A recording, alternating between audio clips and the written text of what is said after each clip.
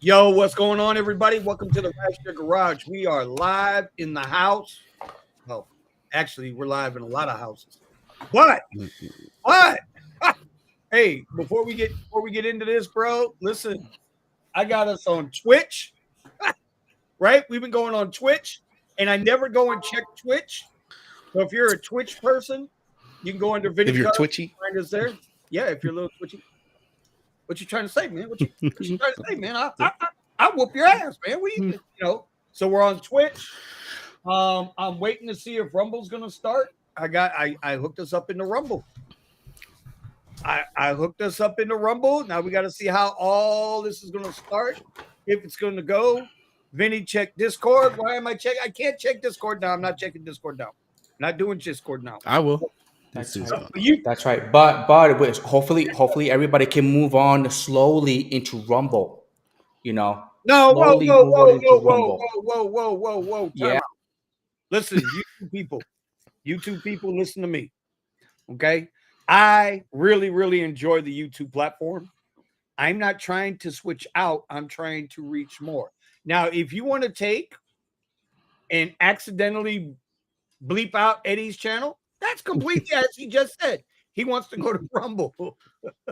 I'm just trying to expand the audience. Okay, Eddie, god damn it, some bitch. By the way, y'all, I'm enjoying your night right now on the panel. I got Eddie driving in style next to me. Well, on mine, he's next to me.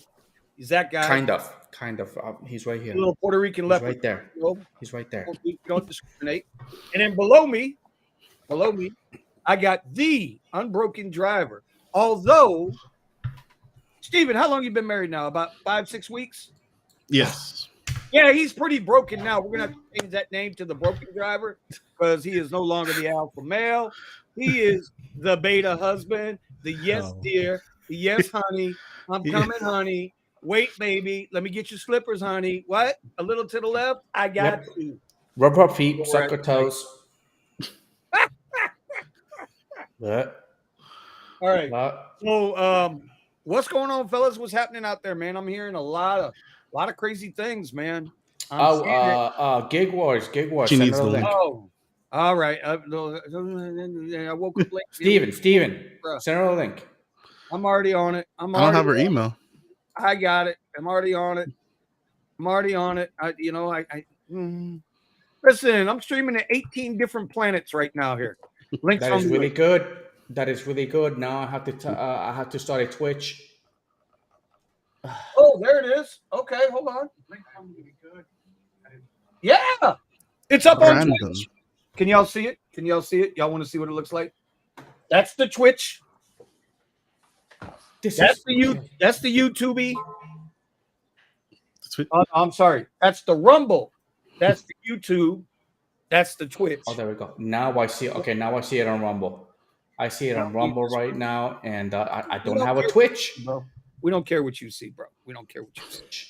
Anyway, I know we're just starting out all crazy tonight because, listen, this is a garage, man. We're here to do 3 things. Okay, there are 3 things we're here to do every Wednesday night. Number 1, we're here to bring some positivity to the world because we could use it right now. Driving sucks out there from what I guys, I haven't turned on the app in 10 days. And from what I understand, I'm not missing much. So, number 1, positivity. Number 2, we're trying to help you, give you the help that we didn't get when we all got started in this game. And number three, which is the absolute most important, we are here to watch Brandon eat pizza every Wednesday night in the RideShare Garage. Yeah, he hasn't gotten pizza. No pizza today. No, I got pizza yesterday. I'm good for today. What? You left us out? Right. That's cold, man. That's cold. All right. So what's going on, y'all? Steven, first and foremost, bro, you got your access back yet? Or I am still not on either application. My background check still hasn't cleared for Lyft either, so it is what it is. Have you gotten now? Who's it going through? Checker? Yes. Have you called them? Like I haven't called Checker. I haven't called Checker. Yeah. I have what's it called? I have gotten several things from Uber, several things from actually nothing from Lyft. I didn't even bother because at least the background check is in process with Lyft. But from the internal team, I was told the background check is still in process, that they asked them to escalate it to put it ahead of I guess other background checks, but it's still taking as long as it takes.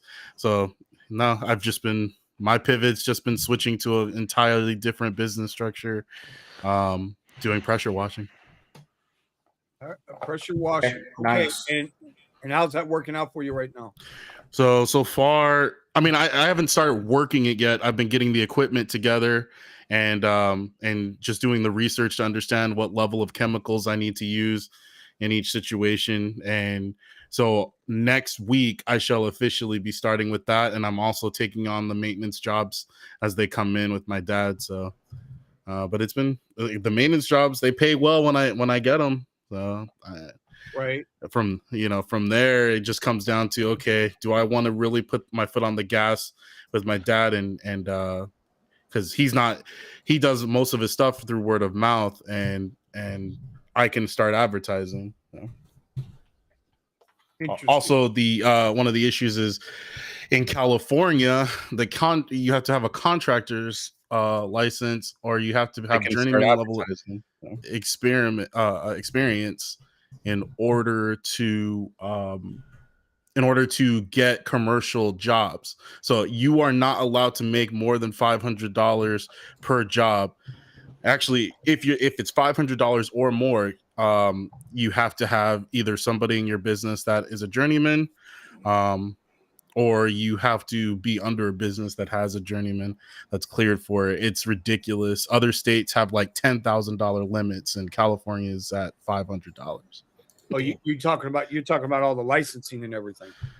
Well, yeah, to be able to take on commercial jobs. So even I can start the business, but the business can't take on those contracts where they could possibly, they say, well, it doesn't matter as long as you're not changing anything on the building, but then they have a dollar amount, a limit. So all the material, all the work has to be under $500 or $499 or less. And then also in all my advertising, I have to put that I am not licensed. Oh, yeah. Interesting. Yeah. Interesting. And the type of clients that I want to work with, especially in the areas close to me, the college areas and everything like that. I'm not trying to pick, I'm not trying to pick up the clients that want like a $99, driveway wash and stuff like that. Like the equipment, the know-how is valuable, and yeah, it's just not worth my time if I'm not getting paid what it's worth. Okay, we're gonna come back to that in a little bit, because I don't know if we're gonna get if I'm gonna bring this up tonight, but if I do, that'll tie into kind of like what I've been thinking and feeling lately. Come on, Duncan. Anyway, Eddie, what's the status on your truck, bro? What's going on on? So, it was the stupid negative freaking wire. So, and I don't know, bad connection, something, and it crossed my battery. You talking about negative cable to your battery? No, actually, it's the negative wire that goes to the outside. It's connected to the battery, but then it's connected to the car also. That's what ground. And that correct. I think it might be the ground one, but it's not the one that connects. But it's not the one that connects directly to the battery. So whatever happened to the other one, it crossed out my battery. So they need to replace both of them. All right. And have they given you a time frame on when you're going to finally be able to take your ass back to work and shake your booty on the street for us? Tomorrow, maybe. Yeah, because Brandon needs his money. Pimp Daddy over there needs his money so he can buy his pizza.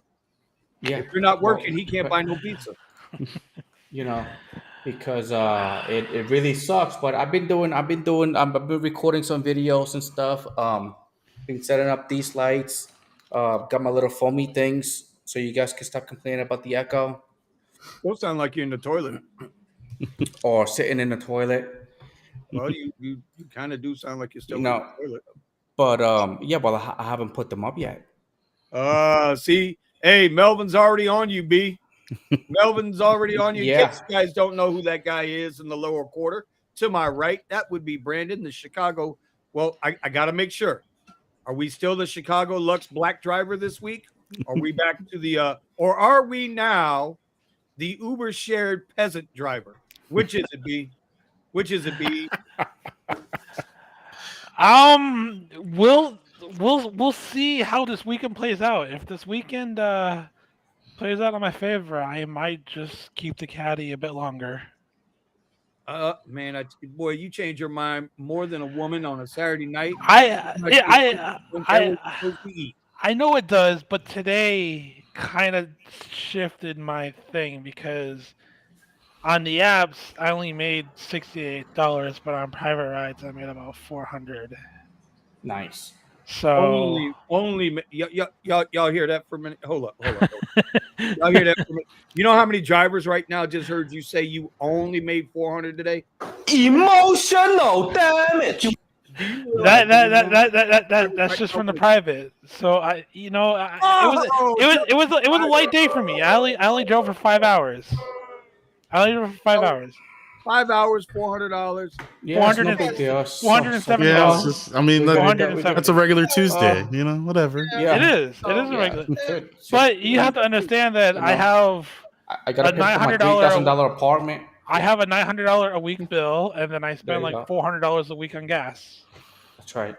Plus, you got to pay $3,000 of rent for your apartment. Yes, exactly. So what I'm doing is not cheap. I have a lot of expenses, so I have to make a minimum amount of money in order to maintain what I'm doing. Your living, your style, your luxurious style of living. Let's get so as much as you guys want to hate on me, you have to understand that like I have.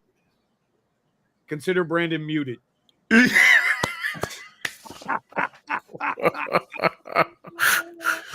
I can't. You're unmuted, bro. It's just your buddy in crime over there. No. I get it. But yes, I make it sounds like I'm being, I don't know, bragging. No, I'm not. Oh, okay. Because you have to understand that my costs are higher than yours, and on top of that, I still have to pay for my Porsche, which is not making me any money. Okay. So I have all these costs. So I have to make that money, or I'm gonna go negative. If I go negative, I have to get rid of the caddy. I get that. The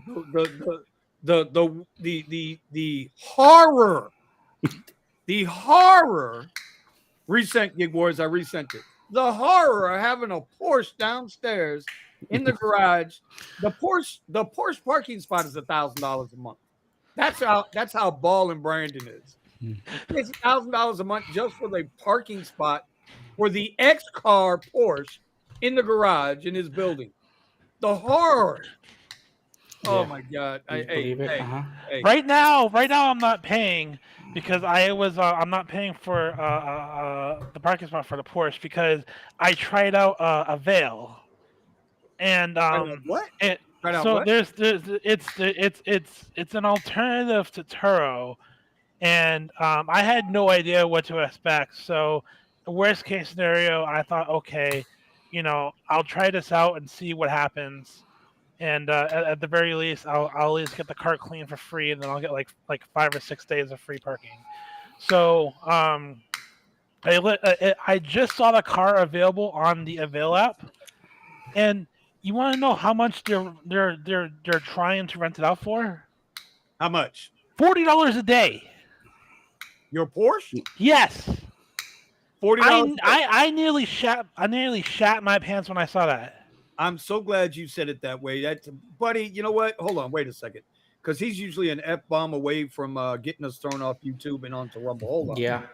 So as soon as I saw that, I immediately changed the scheduled reservation time to have that out and to the earliest time possible, which is Friday.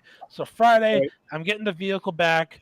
I'm gonna drive it to the airport. I'm gonna list it back on Turo and just let that ride it out. It's gonna involve me to be more involved with the Porsche, obviously, because I gotta clean the vehicle after each ride. But at least I'll make more money off of it than because like they're charging $40 for the Porsche. I'm gonna get like maybe like less than half of that. Like, let's be honest. Let's be honest. All right, all a Porsche is a fancy ass Volkswagen. Okay, let's just be honest. I further looked at all the vehicles they had in the area, and none of them were higher than $40 a day. And I'm like, they're trying to undercut Turo, and that's the problem. They're trying to undercut Turo, and that's it's the same. And they're incentivizing the people with the cars because you don't have to pay for parking and your vehicle is washed for free. Big whoop-de-doo. That's not a big deal. Yeah. That you know what that would incentivize me to do? Drive my own damn car. Catch the bus. Get on the train. It's gonna cost me the same. I couldn't do it, dude. $40 a day for a Porsche. Well, see, this is why I do things so that no one else has to. So now unless you have like a Ford Fusion, don't list your car on Turo, or don't list your car on Avail. Well, listen, according to Melvin out of San Antonio, Texas, we're gonna see you in a Chevy Aveo next week. He says you go through cars like most people go through underwear. You're gonna be in a Chevy Aveo next week, Aveo. So, you never know. You never know. Right. So the worst case scenario, because right now, actually, my fleet owner is looking for an SUV for me that he can lease out to me for $600 to $700 a week. If he doesn't, I'm going to see if I can negotiate him, see if he's willing to let me keep the Caddy instead of paying $900 a week. Offer like, hey, are you willing to let me have this for $700 a week, but I'll agree to keep it until New Year's, and see what he says to that. I don't think he'll take it, but if he can't find me the SUV, that's about like the only thing that I can do to try to recoup some of the money I'm losing, because the Caddy is not an app vehicle. Yes, while I can make decent money on the app, the real money is made on private rides. Like today, out of the 4 hours I was on a private ride, I drove a total of 3 miles.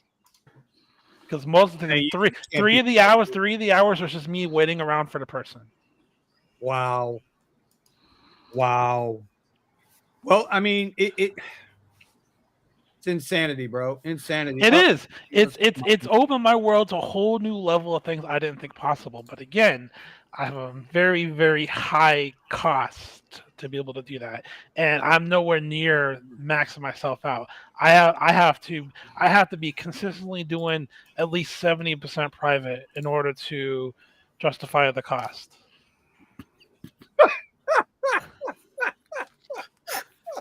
Is that Brandon's new meme? Put it back up. Put it back up for those that didn't see it in the back. Would you like to know my monthly expenses? Put that back up. It's about 85. Yes, Sparta! My monthly expenses are now at $8,500. If I don't make $8,500 a month, I'm losing money. So with all these different vehicles, and listen, on a serious note, I appreciate you going through it, so that guys like me don't have to go through it like I did with the Uber rental, which incidentally I'm getting a lot of hate for. Well, not hate. I'm getting a lot of thumbs down. What I will say though, as far as the black SUV game is concerned, if you can get a Suburban that runs on flex fuel for $600 a week, it is 100% worth it. 100% worth it. You're spending half the cost on fuel, and you're spending $300 less on gas. You're saving $500 a week. At that point, it is 100% worth it, and that's what I'm trying to get back into until I get more private clients. Well, here's the bottom line. I guess for you in your situation, you're gonna have to cross the bridge when it gets slow again up there for you. Because I remember we went through this last year, and when it got slow for you, you were walking around down there. We'll drive you for EBT card fares. So wait, damn it, Brandon, put a slice of pizza in your mouth and wait. Okay. Now I forgot where I was going, so go ahead. No. I get what you're saying, and I have a plan. If that plan goes well, by the end of the year, I'll have a Tesla sitting in my parents' house, and I will move to Florida for the Orlando area for 3 months, the first 3 months of the year.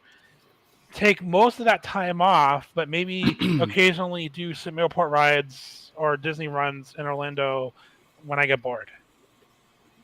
Well, listen. Because you guys say that your busy season is January through March. So if that's true, then I should be able to support myself doing that. Who the hell told you January through March? Our busy season is October to April. Okay, see, so January through March falls within that time. Right, but what I'm trying to get to is you're putting out a hell of a lot of money for a 3 or 4 month season. Okay, wait, no, time out. I remember what the hell I was gonna say. Okay, let me Stephen A. Smith your ass real quick. Okay, it's all good. You know what? I'll say it like this, and then I'll let you go ahead. Everybody's a hero. Everybody looks like a superstar when it's busy and they're making that cash. But when times get tough and times get slow, there's very few people that still look like heroes. They all go into crying. They all go into, oh, woe is me, for 2 reasons. Number one, they overinvested in something that can clip their nuts like that in a heartbeat, right? You can absolutely be deactivated in 10 minutes from now. So drivers have overinvested into that. That's number one. Number two, when times are good, people don't know how to squirrel away money.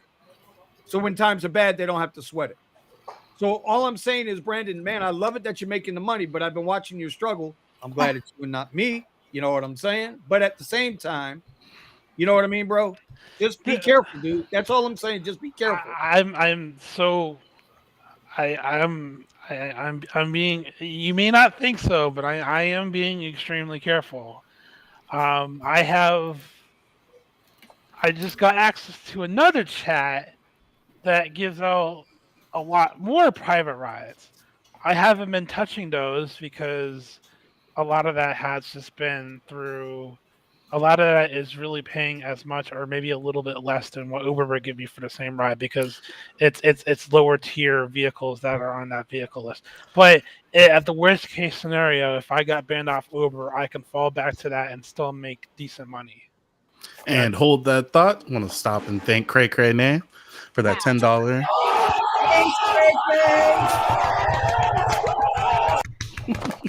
Thank you, Cray Cray. Thank you, Cray Cray. Anyways, I've taken up enough we time. We all appreciate you, Cray Cray. God, that's all right, B. That's all right, B. You know what? Glide, where I don't know where the hell Glide is, but Glide's always messing with me. He's asking me if I got crystal meth in my vape. You know, if I got a little too much rum and a little less Coca-Cola in my can here. So, but he's got a special request, so we're going to give him the Jeff special. Jeff special. Here you go, just for Glide. Ain't nobody got time for that. There you go, Glide. I got you covered, brother. Got you covered. All right. What else is going on? So somebody wanted to see the weather for today. Somebody wants to see the weather for today? Yeah, what was the weather? Oh, that's in the other. No, you got to tune into In the Mornings with Eddie and Vinny for the weather. It's in the mornings. Yeah, it's in the mornings. We don't do the weather at night. We just don't do the weather at night. Only during the day. So, Red, what's going on, Red? How you doing tonight? Even though you still got that blue hair, I don't know how you gonna call yourself Red with the blue hair. How's life for you out there tonight? It's been a rough day. Hey, Sergio. Serge. Day. Serge is in the house. Welcome, Serge. Welcome, Serge.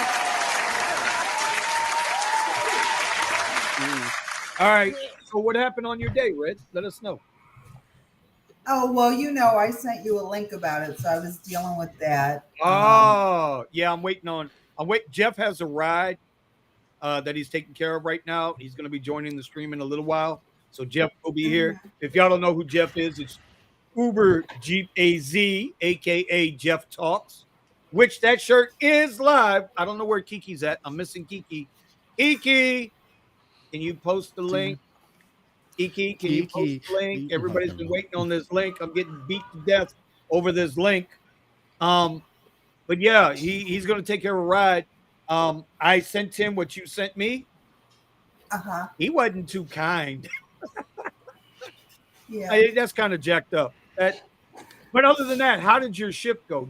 How is your area in food delivery doing right now where you're at? Is it the same, slow, better?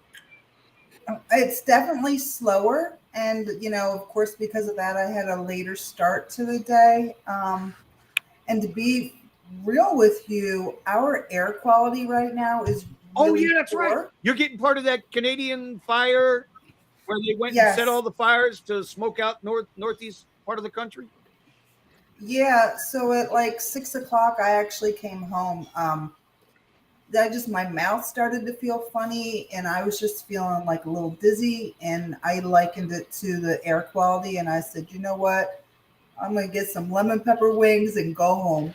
So it's funny. It's saying that Chicago is being covered by the fog, but I don't really see it. Well, that's because you got that $9,000 penthouse that's way above all the peasants that live below you. Mm-hmm. You see, now I can see out the corner left side of your camera there, and I can barely make out people and cars. They look like little dots. Some of us don't live above the rest of us at 9,000. The cat is even high right now. I know that cat's short of breath over there jumping up on that table, talking about Brandon, where's the pizza? Anyway, Sergio, what's going on, buddy? How are you? How's everything with you? You been gone? I'm good. How are you guys? I'm surviving. All right. Well, for myself personally, I haven't turned on the app in 10 days. Eddie, he Eddie did what he normally does. Eddie could mess up a very nice dream that men like to have. And so he messed up his car again.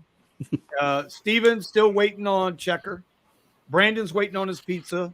And Red's getting smoked out with pepper wings. How are you doing out there in Cali, brother? We're doing excellent. And I see Brandon changed his screen name to the king of all drivers. Yeah, we indulge him with his 1% of Okay. we indulge what makes you the king? Who decided you're the king? It's a self-declaration. Oh, I got you. You got to remember. I sir. was wondering what gives you that title, because I'm like, that's a 1 in a billion title right there.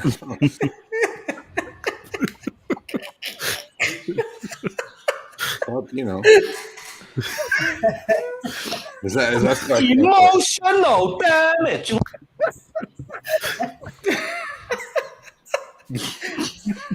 Hey man, He came in and busted you up, B. He busted you right up.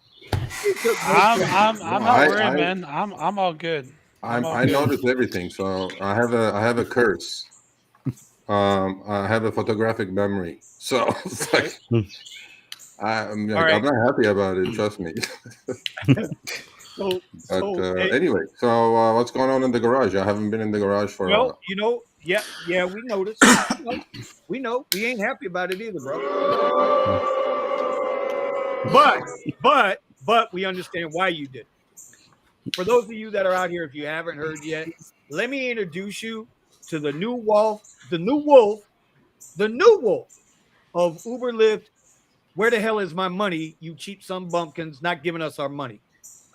If you don't know, Sergio and a gentleman by the name of Pablo out in California, they found a whole lot of missing money, man. And we ain't talking about a nickel or a dime. We're talking about millions with an M, millions worth of dollars worth of stuff, monies that wasn't being paid out to drivers in California.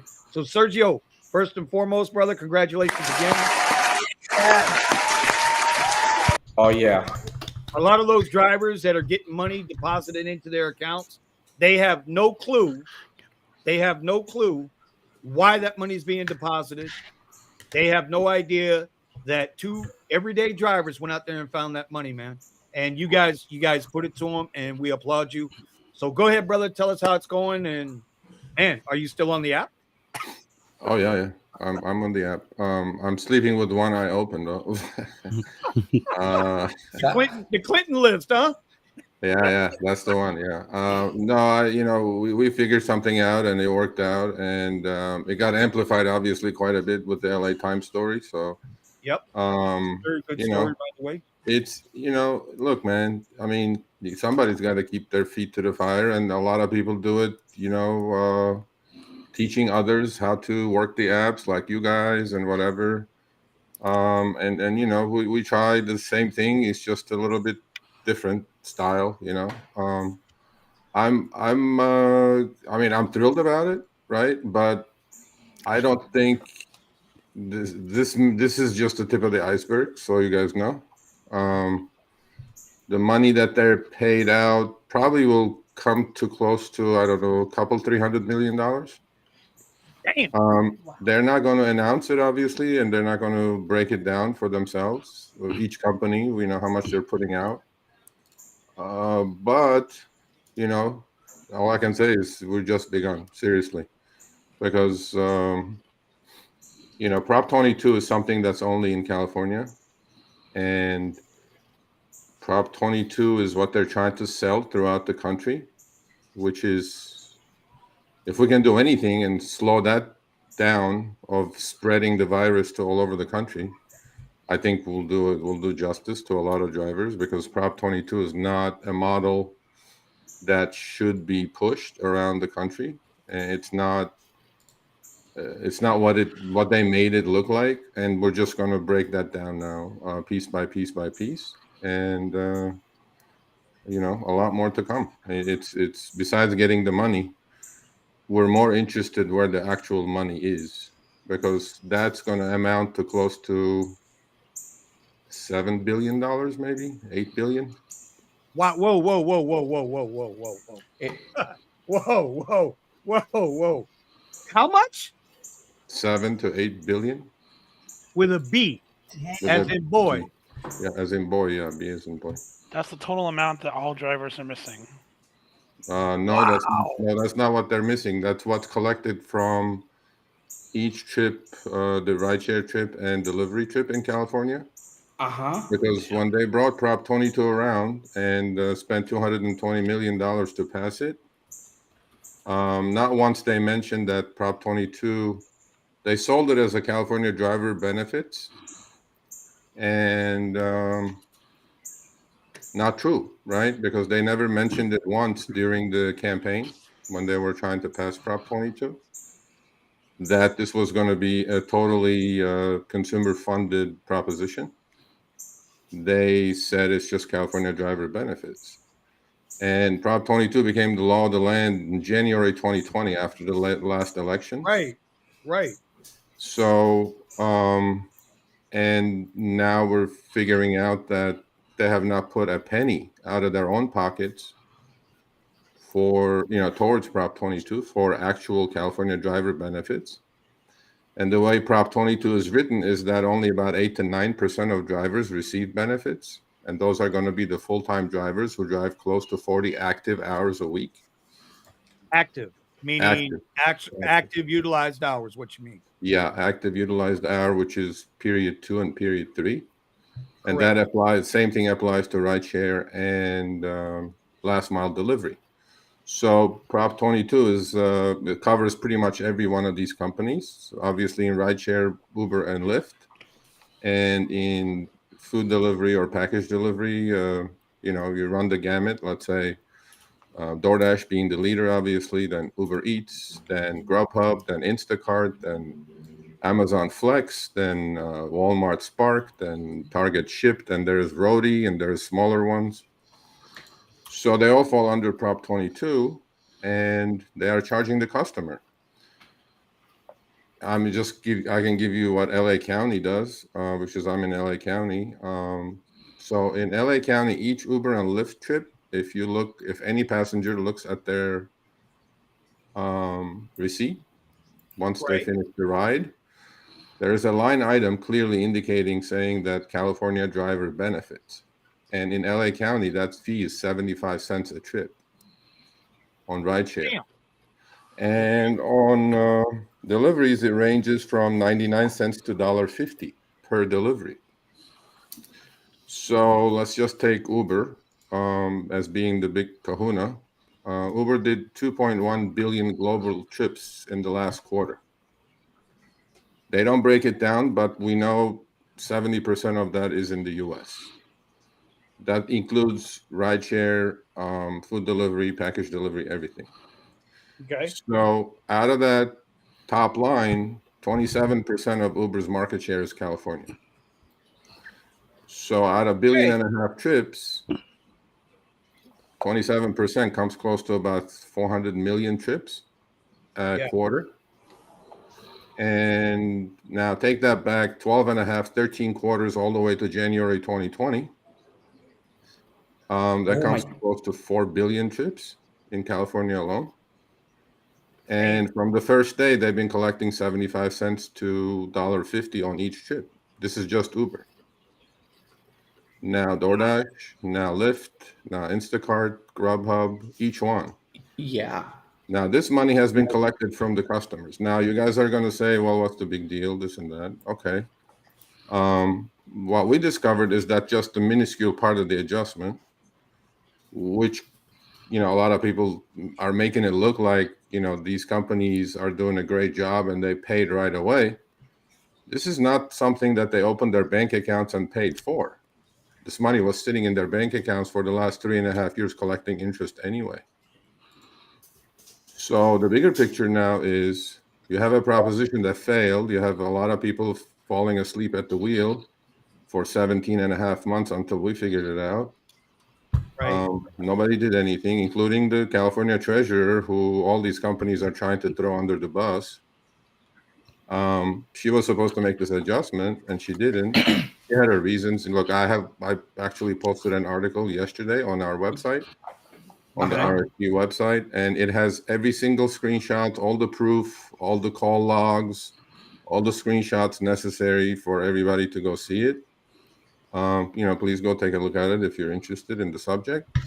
Steven, can you go and grab the link to that and we'll put it up in the chat so that so what happens now is that because the law is so vague and so convoluted in the way it's written, I think during the campaign, when they spent the 220 million, and I was watching non-ending Prop 4, vote yes on Prop 22 commercials on CNN and other channels, nonstop, literally, because they were trying to sell it as, the California driver's package, benefits package, vote for Prop 22, say yes to Prop 22. And sure enough, it passed with 59% of the voters, of the vote. And I think the voters have a right to know where their money has gone. Where's the money? Where's the beef? And if you add all that up, so 4 billion trips on Uber, I don't know, probably, I think if you add it all up, it's probably going to be 7 to 8 billion trips. And assuming each one is $1 or 75 cents or $1.25 or 50 cents or whatever, there's billions in dollars that have been taken in, because if you look at the passenger receipt, it clearly identifies as California driver benefits. And if you read the small print below it, it says this amount was charged to the rider and it directly was paid to Uber. Okay, now it says the same thing on everybody's receipt. Well, if Uber took the money, I'm sure some genius over there is keeping track of this, of what's coming in and what's going out. Of course. Yeah, that's what I was going to ask you. Yeah. So, and this is for each company, by the way. I'm just picking Uber because they're the largest, obviously. So if you put this all together, we think it's close to literally $6 to $8 billion that's been collected from the consumer end user under Prop 22 California driver benefits. So Sergio, let me hold you up for a second right there. So what you're saying is, under Prop 22, what the 59% of the voters in California agreed to supplement drivers' earnings, right? We know that. they were collecting. It was an extra expense on the rider to cover the difference, the money collected for Prop 22. None of that supplemental money came directly. It wasn't out of Uber's pocket or Lyft's pocket or DoorDash or Grubhub or Instacart. It's out of the consumer's pocket. Am I understanding that correct? Yes, it's all consumer paid. Prop 22 is a fully consumer paid proposition. Isn't that fraud? I don't know. We're looking into it. I mean, even if I know, I can't say much because we're working on it. But all I can say is there is a lot of money at stake, and the you know, we don't want this Prop 22 to spread to other cities, other states, because until it's cleared up. I mean, look, a lot of people who received money after what we found were, I would say 80% of them were delivery drivers, because deliveries, any state, let alone in California or LA or wherever, is working for tips. It's not like rideshare. So I always said it, I said it a few months ago, if you're a rideshare driver in California and you're receiving Prop 22 benefits, you should be doing something else, because the law is written in a way that you're not supposed to receive the Prop 22 benefits, because it's on active hour, and if you do one trip per hour, you could easily hit the $15 per active hour, which is nothing for rideshare. I mean, you must be a super ant to receive Prop 22 money in California if you're just a rideshare driver. If you're, it's written in a way that you should never make that minimum, and that's why only 8% of drivers get the healthcare benefits and guaranteed funds. But besides that, it's a lot of money for it to be in a slush fund without accounting, without credibility or responsibility, right? I mean, you're collecting this from consumer on every single trip, every single delivery. Well, what's coming in, what's going out, how much are you paying, and then if you have money left over, what are you doing with this money? Now, are you pocketing it? Are you bumping up your earnings as public companies? What is there? Where is the money? Where is the accounting? But nobody knows. We called all of them. They all said take a hike. A couple of journalists, friends of mine, called. They told them to take a hike. So I guess we will have to, just like we did with the California Treasurer's Office, I guess we'll have to call some other people now, because we would like to see the accounting of this money. And I think it's justified. Now, if it was totally out of their pocket, if it was not consumer funded, and I think the consumer would like to know, the voters would like to know. I mean, this is not a political issue. These are all global total market cap of $150 billion market cap companies. I am sure somebody's keeping track of this money coming in and what they're paying out. This is not that difficult, really. It's much simpler than their algorithms that they pull around all day long, right? So I'm like, 100%. And that's it. I mean, that's the next leg as we're working on it, and hopefully we'll get somewhere with it. A lot of people think, I mean, they collected all this money, so didn't they notice that they've been collecting billions? Nobody notices. Nobody does. Nobody does until you read the small print and you figure things out. Yeah. I mean, for 18 months, nobody figured out that the drivers were not getting the inflation adjustment until we figured it out. Insanity, though, because I mean, you got to think, when the revenue comes in. Well, let me ask you this, Sergio. Who holds the money? Well, does it go directly? It directly goes to the companies. We don't know. Nobody knows. Wow. I mean, there is no the law. We read the law like 25 times already in the last 2 months. We read every line, every word. We had it. We had legal opinions on it. I mean, that's why we pushed forward with that story in the LA Times story, because LA Times is going to do their own due diligence. Obviously, they're not going to believe me because I sent them a couple of screenshots. Okay. Right. So what happens is that on that issue was that obviously these people have amazing, legal teams and lawyers when they write these propositions, and we could not find another proposition in the history of the United States that a public office was put in charge to make an adjustment on an inflation basis, right? Really? No, we couldn't. And then the treasurer's office, when we called it, now that the story's out, we can talk about it. The treasurer's office, when we first called them, whoever answered the phone, I mean, this is the California treasurer. This is the fourth largest economy in the globe.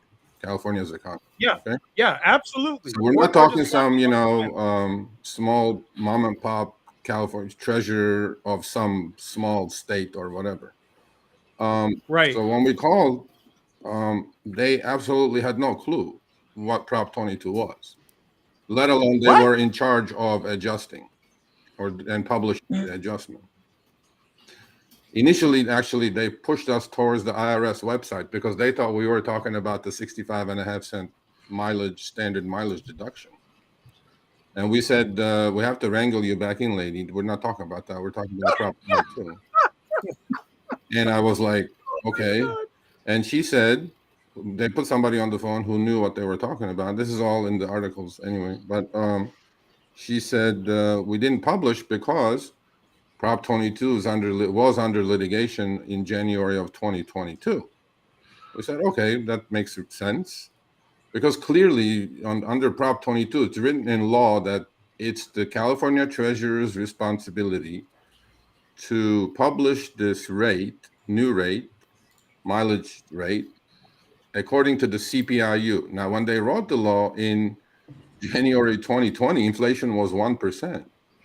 And none of these knuckleheads figured, with the pandemic money slushing around, inflation is going to explode. And they put this adjustment in there saying that, well, the rates should be adjusted according to CPIU in January of 2022 and 2023. So when we called the treasurer's office, they said we didn't do it because it's under litigation. Okay, we said that's a reasonable excuse. But we went deeper, got a couple of legal opinions, and both legal opinions were that they said no such thing. Prop 22 is the law of the land. It's under appeal. It's not being litigated. And sure enough, when Brian got the story, he called them up, and he called all the companies up, and they gave Brian the same reason. But before then, before we took it to social media on May 4th, by the way, this all started with my friend, obviously, another driver, Pablo, who has never gotten a penny from Prop 22 money, ever. But he's a nerd like me. He likes reading. And all this started on April 13th with a simple, innocent text to me. And I get tons of texts, tons of emails a week from drivers. I get to all of them. And he said, Sergio, maybe you should look into this. And I was like, okay, let's take a look. And then, you dig and you uncover things. But so long story short, on May 4th, we took it to social media. Before then, on April 28th, I called the treasurer's office myself. Now, I introduced myself as senior contributor at RSG. I'm doing a research article talking about this Prop 22 adjustment. They gave me the same excuse. They said, well, we didn't publish because Prop 22 was being litigated at that time. I'm like, okay. Well, we knew that was not correct because there was no litigation. It was just under appeal. And on May 4th, we tweeted and Pablo tagged the California Treasurer's Office saying that when will you make this adjustment? Now, you guys must understand, if you're in California or not, Prop 22 was under appeal. That was correct because in 2021, a judge threw Prop 22 out as being unconstitutional in California. And then immediately, of course, all the gig companies appealed to the appellate court. And on March 15th, the appellate court upheld Prop 22 as constitutional, right? So why didn't the treasurer make the adjustment on March 16th then, or March 18th, or April 10th, or April 20th, or whatever, right? So on May 10th, she made the adjustment finally and put it on her website. And she tweeted back, which was her biggest mistake, was by tagging us, saying that spread the word. I made the adjustment. You're the California treasurer. You're the treasurer of the fourth largest economy in the world. Yeah. Don't think there's 1.4 million gig workers in California. 1.4 million. You don't government, make bro. a public announcement about this, just telling two schmucks in LA saying you guys go ahead and spread the word.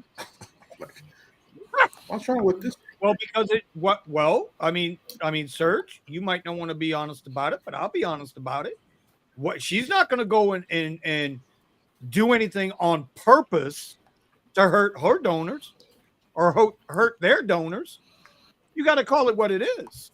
Well, I get that. I get that. But our point was that when she made the published announcement or published the new rates, you want me to put it up on May 10th? Guess what?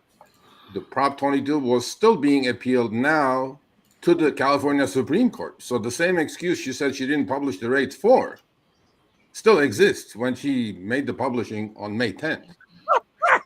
So I'm going like, well, we knew that was the case, but anyway. And now she's running for lieutenant governor in California.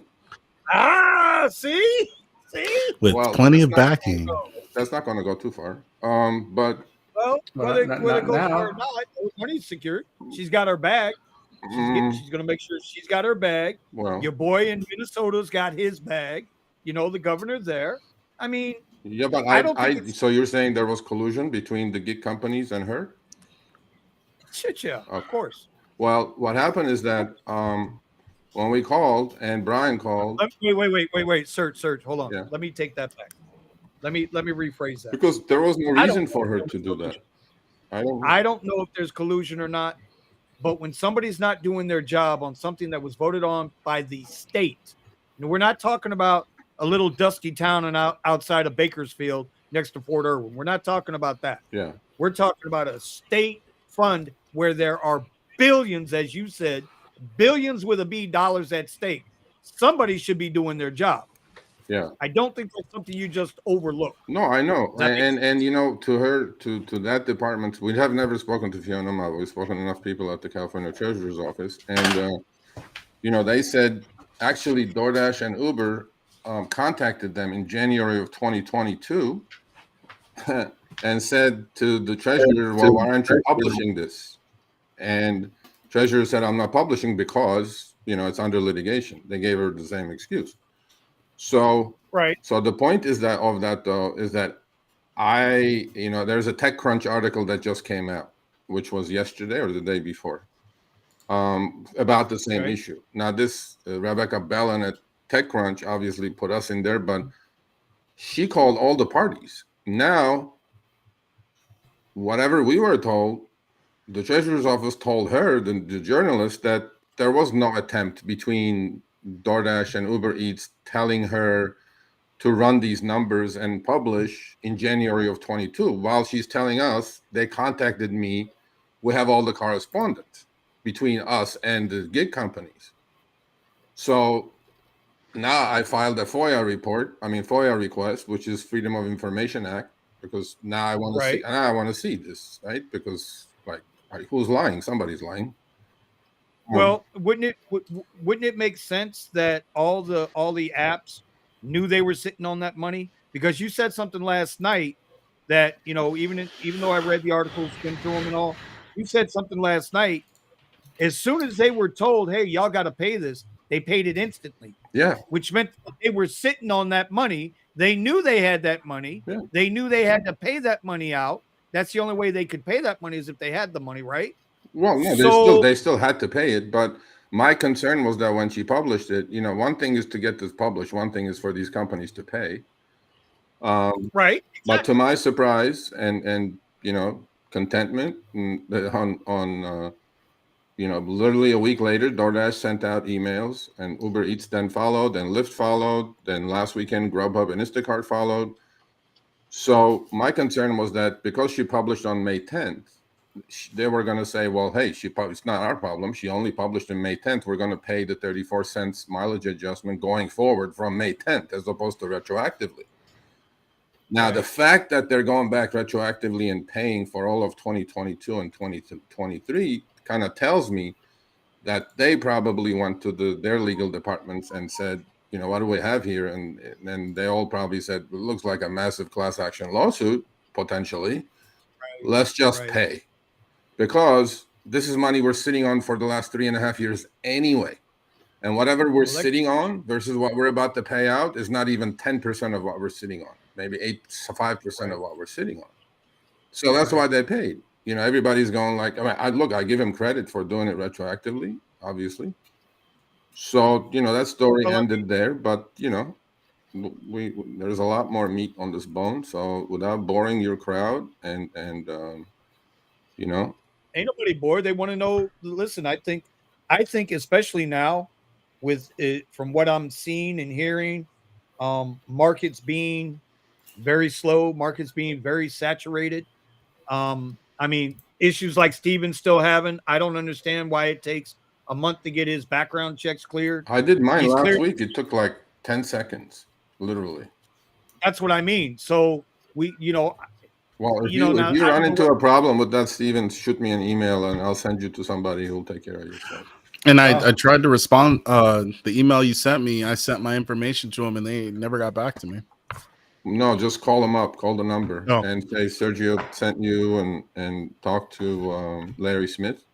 Okay. That's because you have not gotten suspended or deactivated yet. So once you get there, then they'll take over, because right now it's in the process and they cannot accelerate the process. But I did my Uber, I think a month ago. It took like less than a minute, and I had my report. And Lyft was last week, and it took like less than a minute. So, but if they do deactivate you for something in your background check, and you figure you get your report from Checker and it's erroneous, then definitely call Larry and say, hey, you know, they will definitely not only get you back on, but get you, Works for me. So that's where we are. I mean, you know, a lot of people got a lot of money. I'm happy about it. You know, but more to come. This is just beginning. Known as the GoFundMe. That's what we were talking about last night. Where's the GoFundMe link? Nah, you know, all those things, you know, Jeff, I mean, look, man, we appreciate all that. But I think, you know, if it wasn't for Pablo, credit is due where credit is due, man. If it wasn't for Pablo nudging me with this, and, you know, I did my best to get it to where it needs to go. And I mean, I knew we had something big when we got the legal opinion that Prop 22 was the law of the land. And the sequencing that it went, as far as publishing is concerned, I think that was enough for me to, you know, look, I mean, I write for a rideshare guy. I'm not going to say I work for the rideshare guy, but I'm a freelancer. Obviously, I have contracts or whatever. But there are certain things that you cannot do on the rideshare guy. I mean, and FYI, whoever is watching from the rideshare guy or your crowd, ain't paying. We just hit 150K on subs, which is great. Thank you, much appreciated, everybody. And but you know, that's 150K, and then on the blog side, maybe we'll have 200,000 newsletter readers. Now it's a big number, don't get me wrong, but that's nationwide or globally or whatever. So our voice is not there. So you know, this needs to be like out there for a lot of other people to read and to see and to understand, right? So right. Well, I mean, you know, listen, we know what's the turnover rate, Sergio, for Uber and Lyft right now, for gig workers, gig drivers. High, I think. And last time we spoke to Uber, they said 70%. So yeah, 70%. So people are in and out of the gigs. It's only, you know, there's only so many of us that have stayed in, whether it's full time, part time. Yeah. Well, that's the concern, though. That's the concern, though, on our end. Now, you know, our concern is, so, you know, I was talking to actually Brian Merchant a couple of days ago before he came on yesterday. I said, Brian, you know, what we missed here is that, okay, so let's say, what if you did DoorDash, Uber Eats, Instacart for all of 2022, okay? And for some reason, you got deactivated in January of 2023. I was just going to ask about that. And we need to get this money to these people. Or what if, just like you said, it's a transitory crowd? What if they were tight on cash and worked the apps for 7 months, deleted the app, no banking account is attached, nothing is attached? Nope. Where is that money? I mean, like, these people need to get paid. That's the problem with these companies. Okay, I mean, look, they have their good sides, they have their bad sides. Balance is key, obviously, but there is no transparency even when they're paying you. There is no transparency when you're working, actually, and there is no transparency when they're paying you, because the way the money showed up in people's accounts was literally just give credit to Uber and Grubhub and Lyft. They, at least there was a line item when the money showed up. It says Prop 22 adjustment. Right. DoorDash, being the largest delivery company in the United States with 65% market share, my wife's account and my account, we just got money credited into our account. You can't click on it. There is nothing that says this was that adjustment. It's magic money. It's magic money that just showed up. And I opened my account and at the bottom caught it up in said, the "Here fuzzy you go, math." motherfucker." That's all it said. Well, that's the point, right? How do we know they paid correctly? Because I am a nerd. I do my spreadsheets like the king of drivers over there. I'm sure he does his spreadsheets all day long. And I'm going like, do you do spreadsheets, bro? I do actually. I'm actually. Yeah. So I have. You know what his spreadsheets were on? I started doing deliveries July of last year. I did my 1100th last weekend, and I keep such detailed records, maybe like a 12-column spreadsheet with online hours, active hours, dollars per mile, active miles, because Prop 22 is on active miles. This adjustment. I knew exactly that for 1,100 deliveries since last July, I had driven 3,586 miles. And as soon as the adjustment came out, I exactly knew what I was going to get paid. Actually, Uber Eats shorted me $3. What? They did. I was supposed to get 88.75. I got 85.75. So in our family alone, we got $300 between me and my wife, and we are super CPU cherry picker United president members. That I don't touch anything without tip and things like that. So what this helped the most actually are all those top dasher, ants who accepted every trip, $2 base pay for 5 miles and things like those guys are going to get a couple $1,000 for sure. So I was like, okay, but how about transparency? How about tell every driver, because the numbers, Uber, Lyft, DoorDash, that. What each trip active miles were driven. How about a breakdown for each driver who doesn't do spreadsheets like me or the king over here? Just say, okay, you drove 12,850 miles and you're getting $600 for this. I mean, right? So no transparency when you're working, no transparency when you're delivering, no transparency when you're doing rideshare, and now no transparency when they're paying you back.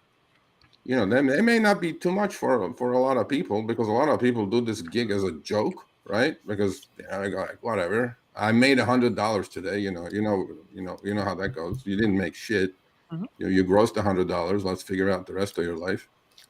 But again, tip of the iceberg. There is a lot more to come.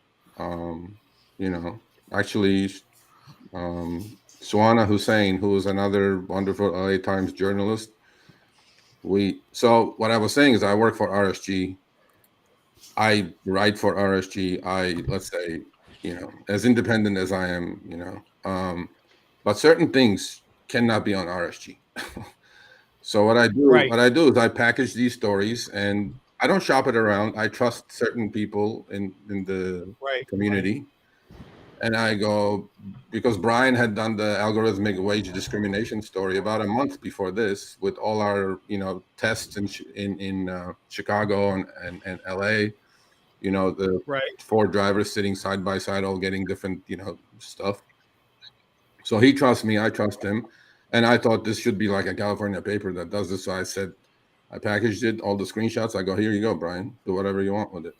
And he did an amazing job, Brian. Thank you, buddy. But to see, this is the big thing now, and I'm gonna go have you guys have fun. We are doing stuff. I mean, a lot of people honestly don't think we're doing anything. We're just shits and giggles over there. Okay, we're not. We're really doing good stuff, and sometimes we succeed, sometimes we fail. On this one, we succeeded, but I think this is going to go a lot deeper now, because I am thrilled that it worked out. and more to come. And I was saying, Shwana Hussein, who's another wonderful journalist at LA Times, is going to run a big story next week. It's almost getting finished. And it's our package, or my package I sent her. So that's what I'm going to do from now on. If I run into things like this, yes, I'll write it on RSG after the fact. But before then, now I have their trust, right? I have a community of journalists who trust me. They know my shit is solid. So when I call them, they're going to listen. They're going to go, what do you have? Right? So this is the opportunity for all gig workers, right, to push, right? Because we need to. And now that you have a megaphone, right, or an amplification of your voice through an LA Times or a New York Times or Wall Street Journal or whatever, those are good friends to have. And I think we can get a lot done. I really do. I think we can get a lot done now. I think this was the one. Look, I've been in, I don't know, quoted in 800 times on whoever knows whatever. But I think this was the one that put us just a notch above, saying that, well, these guys are the shit. They dig deep. They know what they're doing. And now is the time. Now is the time to push. Now, if there's legislation and, in cities and states, I'm going to go put everything I have behind it, because that's the only way you can, have a seat at the table. And I think we can now have a seat at the table, because now they know. If they didn't know who we were, now they know. And I mean, you and I can have a private conversation. I was going to bring it up just now, but I think I'm going to hold it back, and we can have a private conversation on that. Something which you were just alluding to. It's not a bad thing. I just think it's probably not a conversation to be out on the interwebs. Yeah, whatever. No, I mean, look, we're no, it's not a bad thing. I think I think what you guys do is really good, right? But if the drivers aren't willing to stand up for themselves, right? If they're willing to undercut each other, okay? Because this is what happens. They undercut each other. Right? There's no unity. There's no solidarity. I don't care what state you're from. I don't care what town you live in. I don't care who your politicians are, red or blue. We've seen it time and time again. Other than Washington, state of Washington, Seattle. Nobody gives a shit about us. I disagree. I disagree. Wait. I disagree. We care about us. Wait a minute, Sergio. Let me finish. I disagree. We care about us. I know that. Well, I mean, that's why. No, but there is a lot of good people out there who are willing to work with you. The problem they're having is they cannot bring these companies to the table, and the reason they don't come to the table is because they're not used to coming to the table. But I think we all try to have. Obviously, 99% of our channels are made up of an audience of gig workers, right? Right. I think the battle has to be taken to the consumer side. And I think the battle, once the consumer is the golden goose that lays the golden egg for these companies. There is about 8 times more, people on these apps, 8x. So just on Uber's case, there's 132 million MAUs, monthly active users. And how many drivers does Uber have? Nothing. I don't know. 2 million, 3 million. So once the consumer understands what's going on, right, that they've been taken for a ride, that's when I think the scale will tip. And there is no driver in the country that, if I put the rates in Washington State or Seattle in front of them, would say no to that. None, including you guys in Florida or Chicago. Of course. Okay. Of course. But that only happened. That only happened because everybody came together with the legislatures, and there are legislators in this country who want to do this, but I think they don't have the muscle. Even the legislatures, I don't think they understand the people who write this. So I think we as drivers who know the gig could help these legislators just write the proper laws so we can have a seat at the table and talk to these companies. Because these companies, the one and only thing that they want, okay, is drivers staying independent contractors, period. And the will of the drivers is the same. 80%, 75% want to stay independent contractors. That's right. 100%. So we're agreeing on that. We're not disagreeing. Okay. So the companies want that. They don't want us employees. There's a small subset that all want unions and blah, blah, blah, blah, blah, all that good stuff. Okay, whatever. But they're not in the majority. So if the drivers want to stay independent and the companies want us to stay independent, the only problem we're having now is, the rates. And hold on, Serge, 1 second, real quick. Craig, want to thank you again for the super chat. She's saying, Sergio, thank you very much. Thank you, sir. For fighting for all of us. We appreciate you. We do. We do appreciate you. So yeah, no, I think there is a will, and I think we can do some really good stuff. And until it's not me, man. I don't care. I mean, like I said, Pablo, if it wasn't for him, this wouldn't be here. I wouldn't be talking to you guys about this. Right. But that's the advantage that I have now, that I literally eyes and ears all over the country. People email me shit. I look at it. I respond.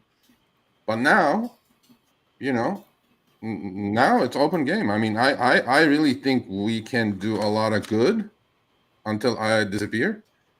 And I think we really can. And this is not about me, you, it, her, whatever. This is all of us, right? Because I personally feel like, not talking to tons of drivers, is that, how you stab somebody? When you stab, you hit a bone, the knife won't go any further. I think that's where we are with these gig companies. I think they have stabbed the driver so much that now it's hitting the bone. There is not much left here. So it's just not going to go any further.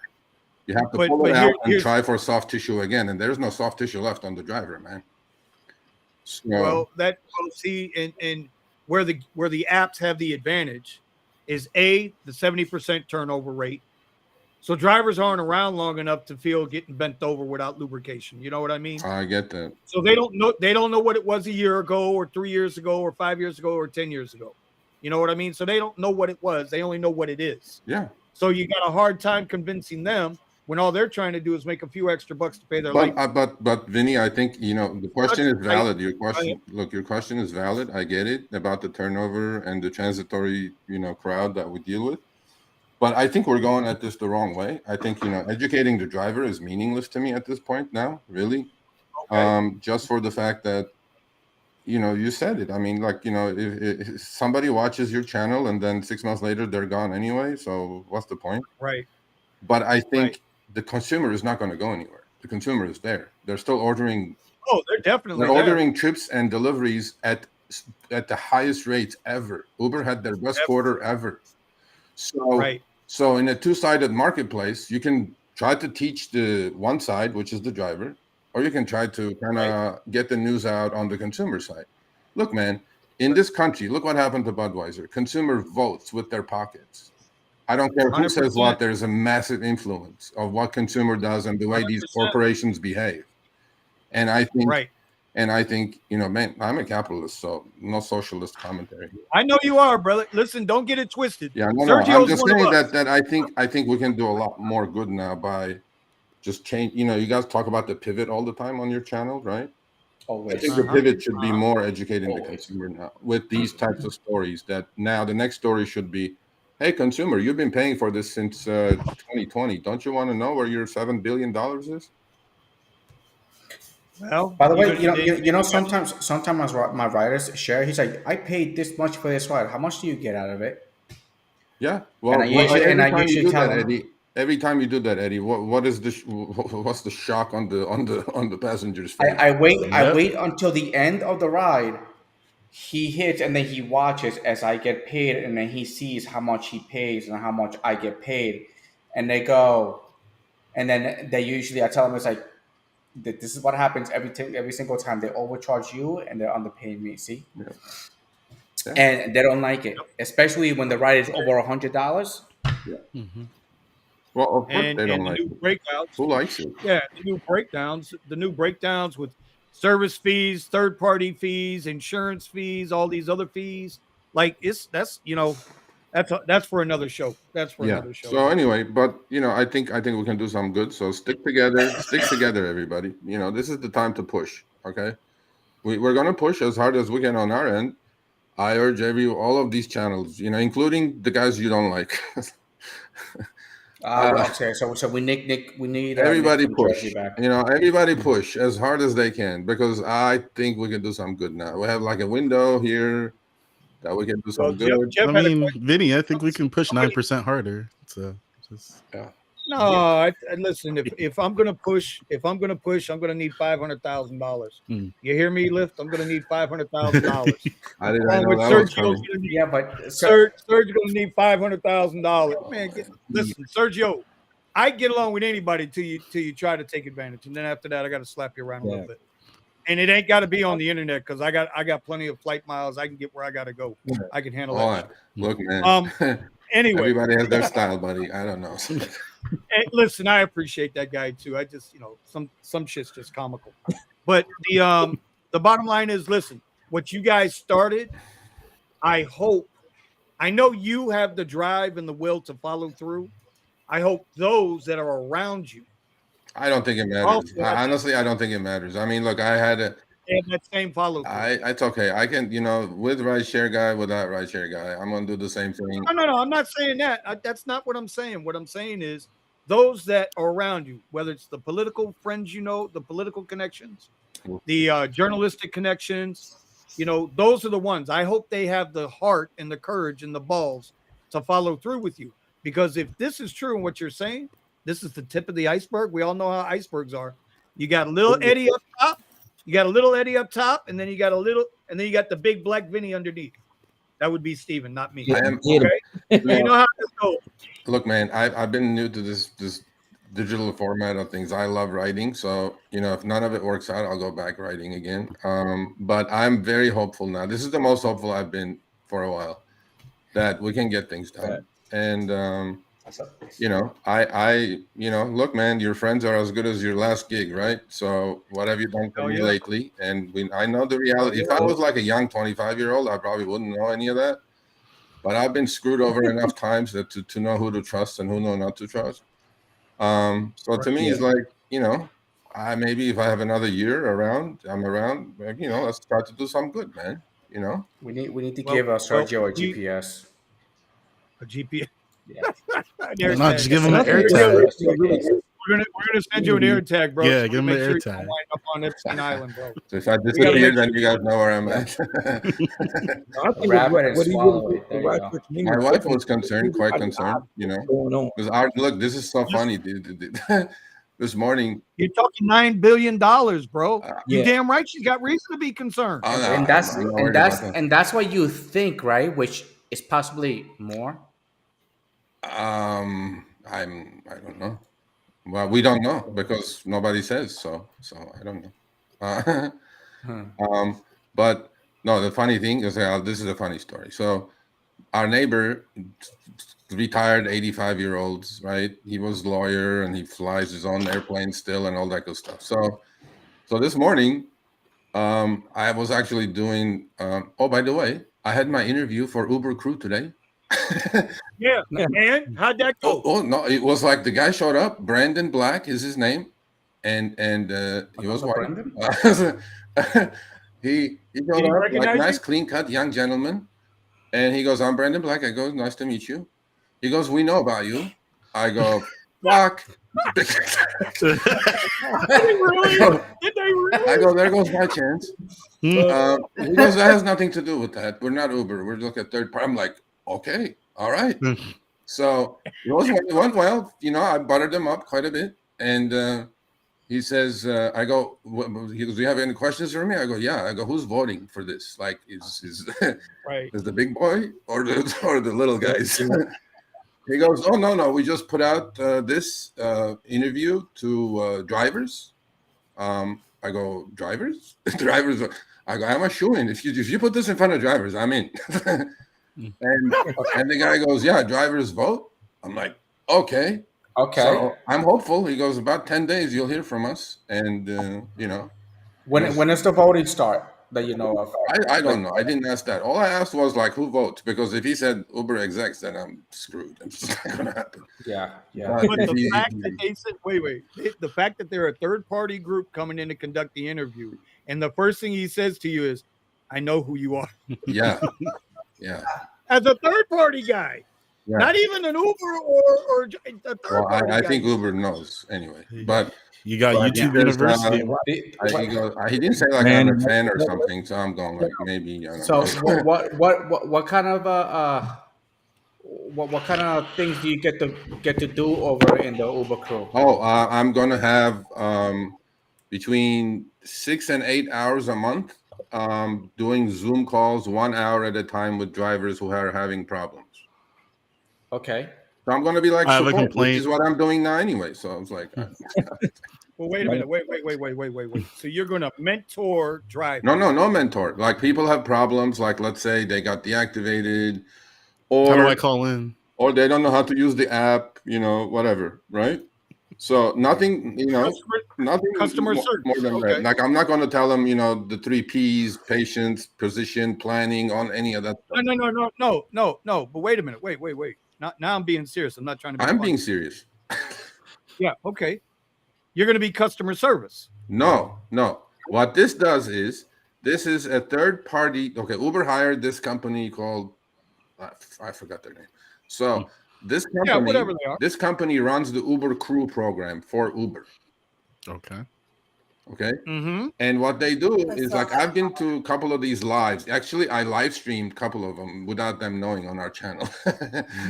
And it's like a Kumbaya Kool-Aid. Let me see how much Kool-Aid I drank. All these drivers over there, right? So I'm just hoping to make it to just put some life into the party. I'd be like, hey, you all Kool-Aid drinkers, welcome to the club. I'd be like, yeah. So, but what I'm supposed to do 68 hours a week, which I get paid for, it used to be voluntary, so I'm going to get paid for it, probably $20 an hour. Okay. Is do Zoom calls with drivers and listen to their problems. And like if they have a problem with the app, I'm going to collect the data and talk to them. I'm not going to fix anything. I'm going to turn that over to this third party, and third party is going to go to Uber and say, well, this is what the problem they're having. So we're going to actually be like a liaison between drivers and the company. I was just going to say, it sounds like a driver advocate / liaison. Yes, right. Because I'm not an advocate, because I have watched 2 of those live streams, which I fell asleep right through half of them. Is like, first of all, any of those Uber Crew live streams, drivers are not allowed. Only Uber Crew is allowed. I was like, what kind of bullshit is this? I can't even ask a question.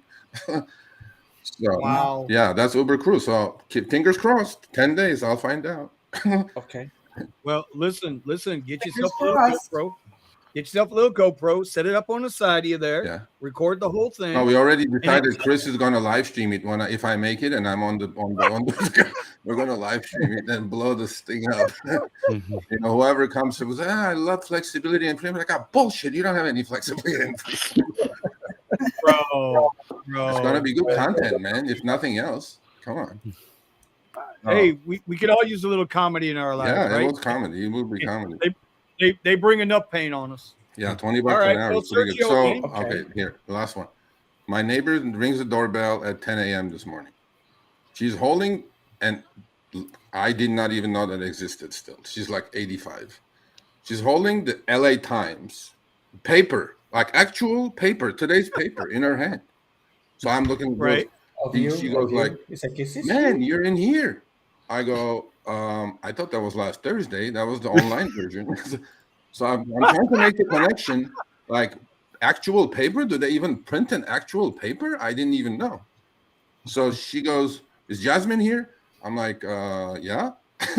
So she goes, it's the front page, Serge. I'm like, okay. And I'm just like trying to make her understand that it's no big deal. And she goes, you're in the paper. You're in the paper. I'm like, my only thought was like, how the F did you get a printed paper?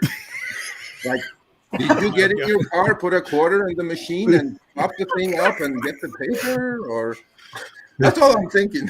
like, do papers exist? Like, or somebody is still driving up the hill and chucking it into your driveway? I'm not sure how that happened. It's today's paper, bro. By the way, when I first reading your article, and it was talking about the millions, of the millions that you guys collected and all that stuff. Which now it sounds even worse because up to the billions.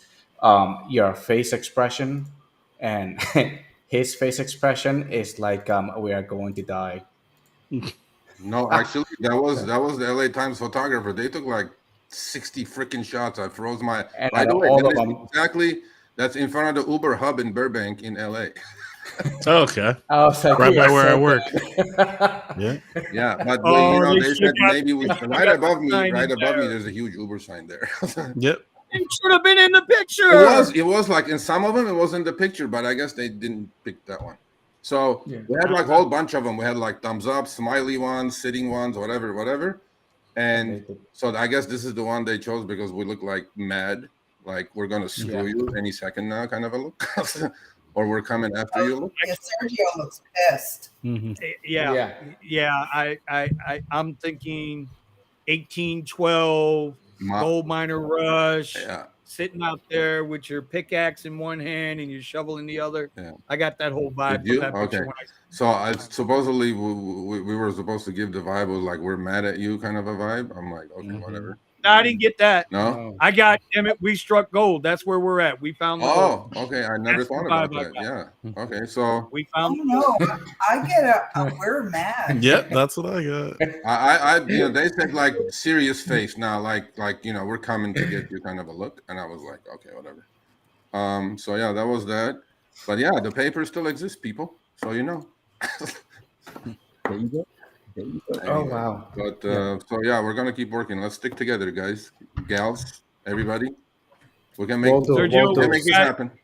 Just at least for the next couple of weeks, just show up for the every Wednesday, even for a couple of minutes, just to make sure. Here? Okay, sure. Yeah. Okay. Yeah. I'm now. Okay, you know what? Make That sure may be he's good okay. timing because I think next week the other LA Times story is going to run, so we can talk about that.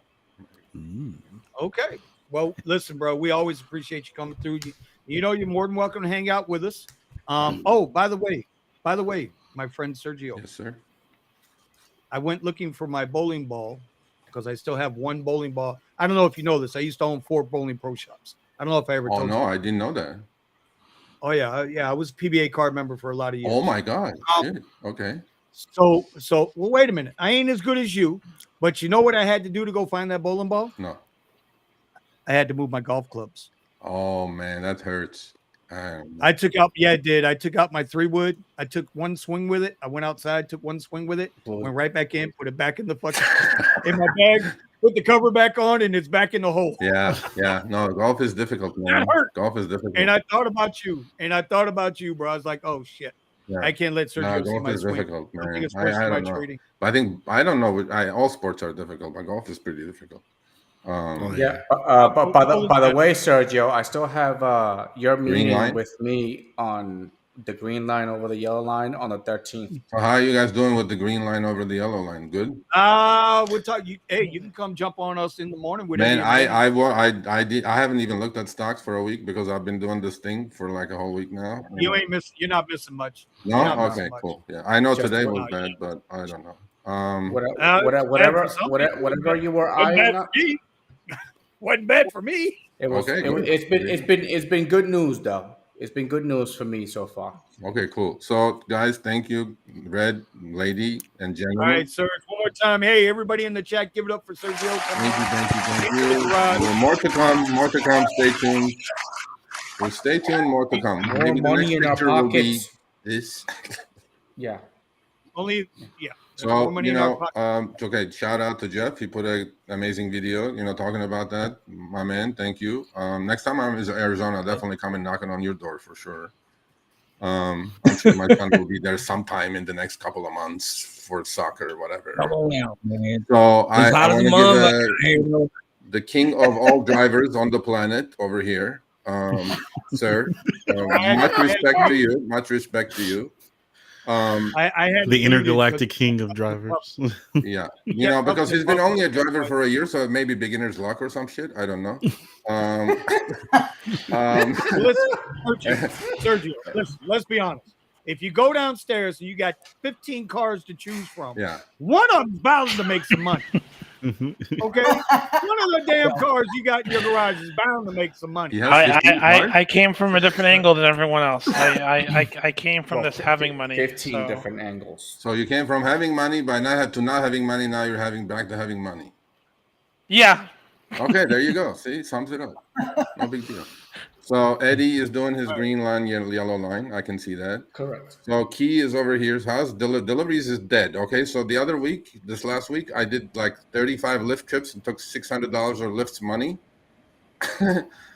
guaranteed money. And I had my Uber Eats on literally for 17 hours because that's how long I was on the Lyft app doing those guarantees.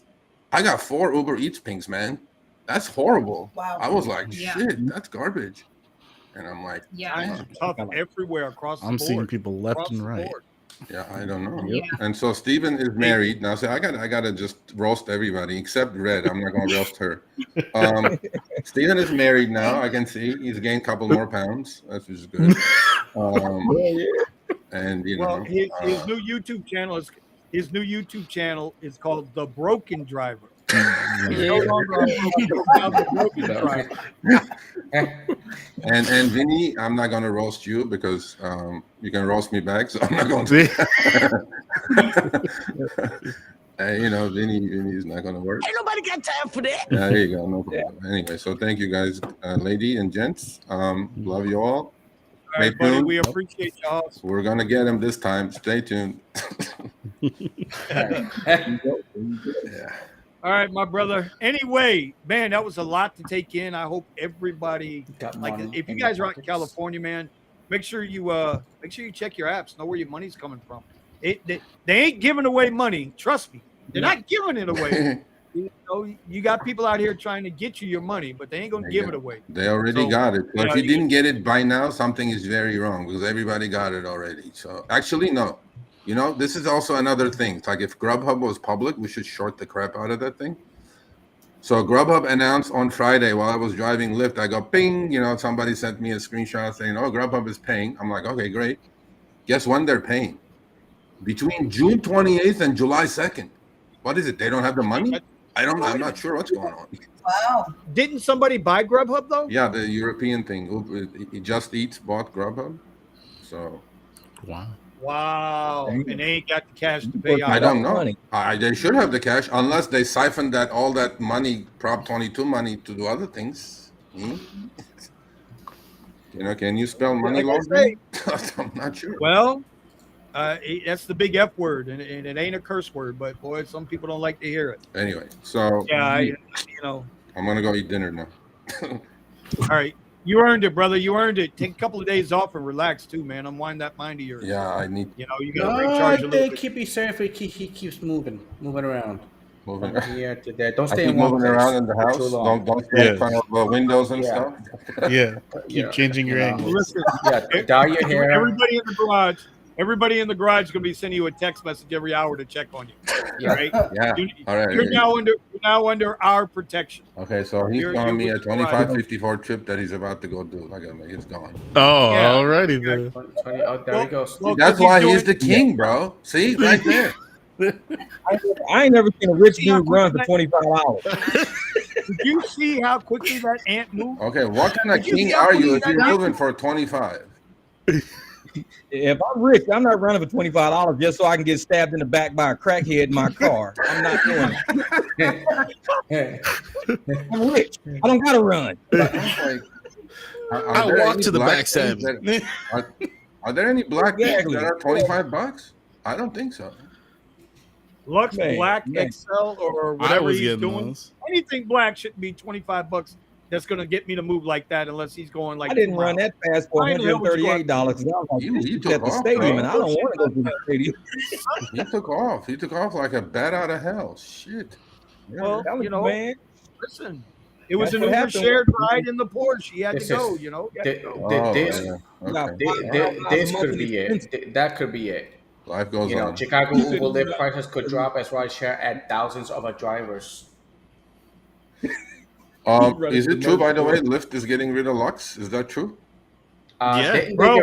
You didn't see their You didn't see the release? You haven't been seeing what's I going on? don't know. Somebody emailed me, goes like, shit, I just bought a car. I can't do Lux. I'm like, what are you talking about? Bro, I So- sent you the screen. Listen, Not over a Sergio. week your I haven't ass had a has look. been busy. They Huh? I know your ass has been busy, but I sent you some screenshots like 2 weeks ago, So there's an article a that week ago. was No, but that released wasn't, April was it about 27th. Lyft Lux? No. Yes, We did a whole video on it. We did Yes. a live on it. We did all kinds of so stuff. there's an article that came out, and I'll text it to you. It's an article that came out.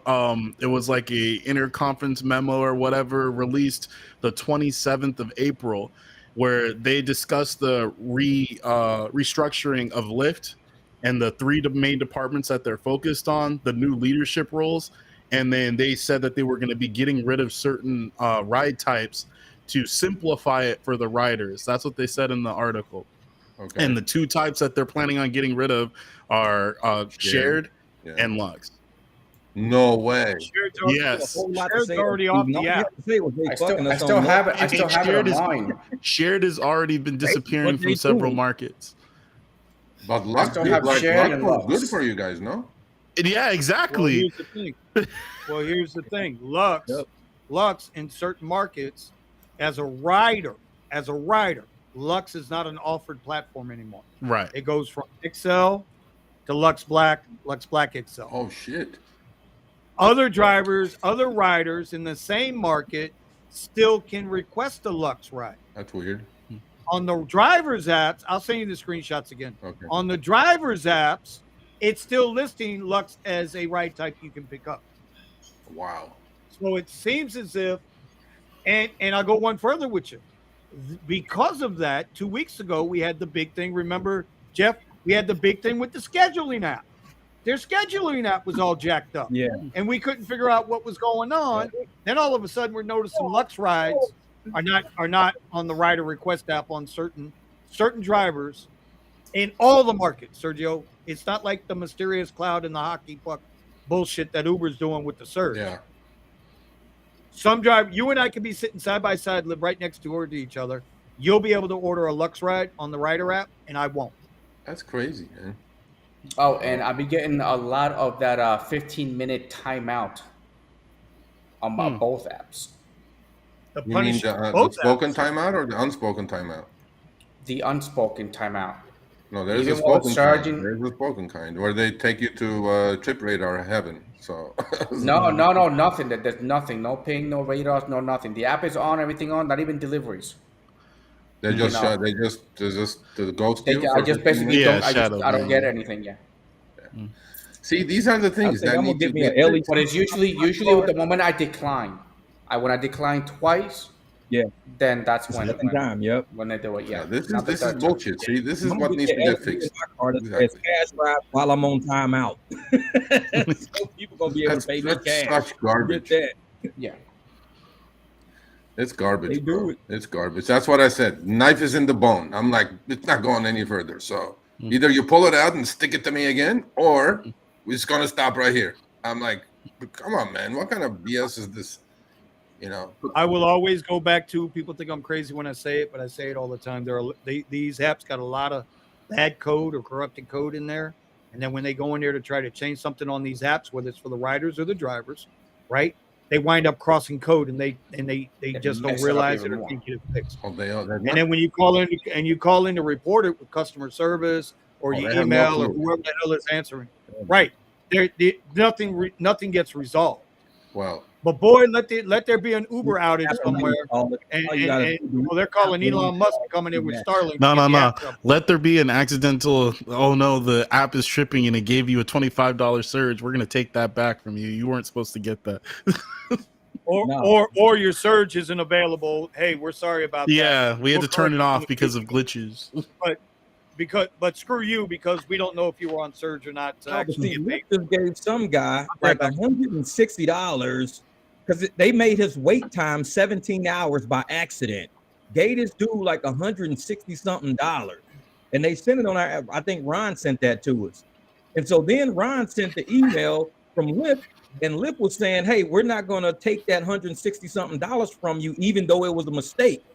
And the way that Lyft be writing emails be cracking me the fuck up. Because you know how Uber is. Uber's professional. Like, we're very sorry and sincerely hope But Lyft be writing shit. They be like, "My bad, motherfucker. I'm sorry about that." They would be writing emails like that. I'm like, they got actual professionals working at Uber and on Lyft they got motherfuckers from Detroit. Like Tyrone is fucking typing. He like, "My bad, dog. We ain't gonna get that shit back from you." No, that's like, You better call up Tyrone. you know, I think their AI is set up that way. You know, AI is set up that way. It's like, but none of them are human, bro. AI on Uber is set up properly. I think on Lyft. Vidi had a moment like that. Vidi had a moment. He's like, he was arguing with somebody text messaging, and I was like, dude, there's nobody there. Nobody's there. Dude, you can't. You're talking to yourself. I swear to God, Nobody's there. Trust me, nobody's there. That I know for a fact that nobody's there. Trust me. After your fourth, maybe, or fifth, maybe it will go to a human. But on the first 4 or 5, nobody's there. Yeah, them algorithms be cracking me up with they fucking lingo. I'm like, is this gotta be somebody fucking with me? Like, this can't be a real person. They be like, "What's up, man? What's the issue? What's the problem?" I'm like, what? You're real. with the Uber, when you call somebody, and you're talking to somebody, you know, I can't understand them, and I don't know what to say. I was like, dude, I can't understand you. You know, let me get this right. Uh-huh. Uber's speaking in English and Lyft is speaking in Ebonics. Is that what you're trying to say? No, not Lyft. Because I never spoke to anybody in Lyft. It's Uber. Uber. When you call the customer service, somebody real on the phone. I'd be like, put somebody real in the chat, and they be like, "Motherfucker, I am real." I'm like, "Damn." I'm like, "Shit." Like, all right, my bad, dog. Like, I got your address right here. Keep trying me. I'd be like, "Lyft is real." You hear that lock in the background. I'm like, damn. You know what? That's happened to me too before too. Where I was like, I want a human, and they're like, "I'm a human." Like, I want a human. Stop talking like a who do you robot. think I am? I'm like, okay, you human. My bad. No, listen, you know they're gonna send you a picture and be like, "See, I'm real. See, I'm real." They got 7 fingers. Lyft AI, that don't make no sense, man. That shit's crazy. Yeah. Uber is like professional. Sincerely, we hope. And you know what? Our deepest condolences. Lyft be like, "Man, you just fucked up then." I'd be like, "This ain't real." Yeah. All right, guys. All right, Mr. Sergio, right, we appreciate you guys have fun. I'm gonna go eat and I'm gonna sleep. And I'm definitely not. I'm gonna take all your advice. Not stand with my back to a window. Never. Have an air tag on you. All the 1940s mafia rules. Always at the back of the in the restaurant. corner. Never. Yeah. Right. Brother, I know you spent time in New York City. You were on Wall Street for 3 decades. I spent some time there. You goddamn know you don't ever sit with your back to the door or the window. Absolutely not. Make sure you take with you your Harry Potter boomstick. I don't think that's going to save me, but maybe. I don't think that's going to work out. Better to have one not needed than needed and not have one. It is what it is, man. No big deal. All right, bro. All right. You got it, Serge. All right, have a good night. Thank you, buddy. Have a great night. I'll aggravate you tomorrow. Later. Hey, bro. And tomorrow morning, Eddie, I may get on your ass about the yellow and the green shit. So. The 13th. The 13th. Eddie, I ain't even worried about him showing up, so don't even worry about it. Oh, that's a challenge. That's a challenge. I gotta watch. You're gonna be happy. I'm setting my You're gonna be happy about it because I took your advice on every single one of them. Listen. Let me tell you why Sergio ain't going to show up tomorrow. Why? I'll be dead. You know why? I'll be dead. No. Wait, I can't hear you. That's not even funny. I'll be shot through the heart. I don't know what's happening. No, what are you talking? See, I can't even tell the joke now. Goddamn it! See? You went all doom and gloom on us. No, man, no. You guys scared me all. Don't watch your back. And now I got to go look up on Epidemic Sounds. Link down below. Y'all can get a free month of Epidemic Sounds. Now I got to go look up the freaking Martin Scorsese's soundtrack to The Godfather Part 2. You know what I mean? No, I'm showing up tomorrow. For 10 minutes, I'm showing up to look at his green line, yellow line, whatever the hell he's doing over there. So. Hell yeah. All right. Okay, sir, I'll be there. All right, so brother, be safe, man. All right, bye now. All right, brother. Get it. Oh my God, always a good time with Sergio. Man, do you realize the amount of information he just spit out? Man, that's $300 million information. That's $1 billion information. That's $8 billion. $8 billion. $1 billion. That's This motherfucker better wear a bulletproof pair of Nikes. Motherfucker, don't even get shot in the foot. It's like you need bulletproof everything, goddamn. Motherfucker got some bulletproof socks. so I'm assuming. Wear them Kanye. That's why Brandon took off. Brandon took off because it's going to take him 2 days to get to California to go protect Sergio in that goddamn bulletproof Cadillac Escalator. Yeah. $25. He showed up. Yeah, that shit's scary, man. I'm like, dude, that's a lot of fucking money. When he texted me that shit when it first happened, I said, Scourge, you have any idea? This is a lot of money. There are $1 million like investors in this shit that know people, motherfuckers. Like this ain't one of Uber's biggest shareholders. They're from the Middle East, bro. He got them Saudis in that shit, bro. You already know what they do to them Saudis. You know how the Saudis are. From this point they on, don't give a damn. I wouldn't even pick nobody up because you don't know who the fuck you pick up a motherfucker with a suitcase and a suit on at 3:00 in the morning. You're like, hold the fuck up. Why are you? Let's you go going fishing. to work? No. Yeah, exactly. Let's go fishing. Exactly, bro. Let's go fishing. Like, motherfucker, why is this? Listen, my request taking me to the lake. Where did the lake come from? Where did they? I am extremely surprised. That's Kiki's custom gear right there. That's made. I want to know right there. She's got it. Oh. That story that they did. That's nice. That story that they did needs to go national. It needs to be on the national news. Because being on a local paper is good. Incompetence. This is gross incompetence, $1 billion incompetence. And we trust these people as financial experts, government experts, business experts. These are idiots, $1 billion idiots. Straight up, it's straight up fraud. $200, not $8 billion. You don't make an $8 billion mistake and still keep your fucking job. Nah, heads got to roll. They would get ready for kicking a bag of chicken fucking nuggets. But you lost $8 billion. You can kick a bag of chicken nuggets and kept your fucking job, but you just lost $8 billion. How about a raise? How about an end of year bonus? You go to timeout. Then he said, I'm going to die. Fucking kicking around people fucking nuggets all day. And it was like, you lost $8 billion. You fired that dude for kicking nuggets. Fuck them nuggets, man. You just lost $8 billion. We got bigger problems with these fucking nuggets right now. Sometimes you press them up, but you just can't take them out. That motherfucker brought tears to my eyes with that one. He said you can kick a bag of chicken nuggets, but you ain't gonna mess with this $8 billion, motherfucker. Put them motherfuckers up the fence. Bro. Oh my God. And if you guys don't know what we're talking about with the kicking the bag of chicken nuggets, it's a video circulating out there on YouTube. Just look up Uber Eats driver kick bag of chicken. Motherfucker ain't getting no tip. He kicked the fuck out them nuggets. And he meant that shit. Man, hey. He's like fucking no tip, no trip. He meant that shit. These nuggets. No tip, no trip, and I'm gonna kick the shit out your damn food. And then I'm gonna record and talk shit about it while I'm leaving. And then I'm gonna post that shit on the internet and get like 12 views. What's it called? 12. Dude. Telling you, man. That's a lot of money though, man. Billions, and it's not national news, not even international news. It's not even international. Jeff, let me ask you a question. You were an accountant. You were a corporate accountant, right? Yeah. If y'all was holding money and nobody was coming to collect it, y'all knew y'all had that money sitting there waiting. It would be sitting either in a deposit account or unearned revenue account. Whenever you get money in, you debit cash in bank, you credit unearned revenue. It's revenue sitting on your books. It's called unearned revenue. It's sitting there.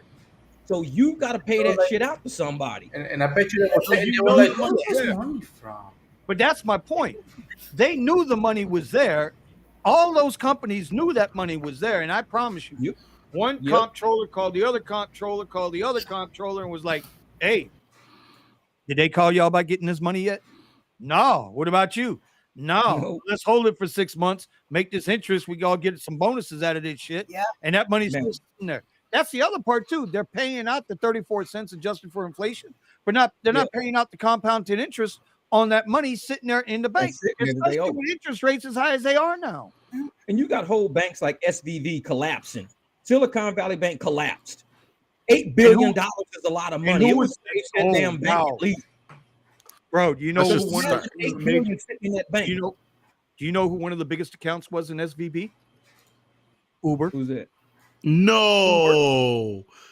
So all that Uber money was that probably bank. sitting in SVB. That's probably Lyft was in that bank. And everybody was siphoning that money off that shit because nobody was asking. I would dig deep in that shit.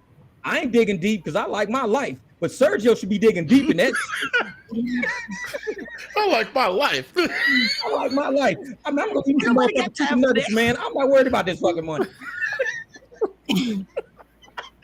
Man, Eddie, did you find the video yet? To breathe, you know. No.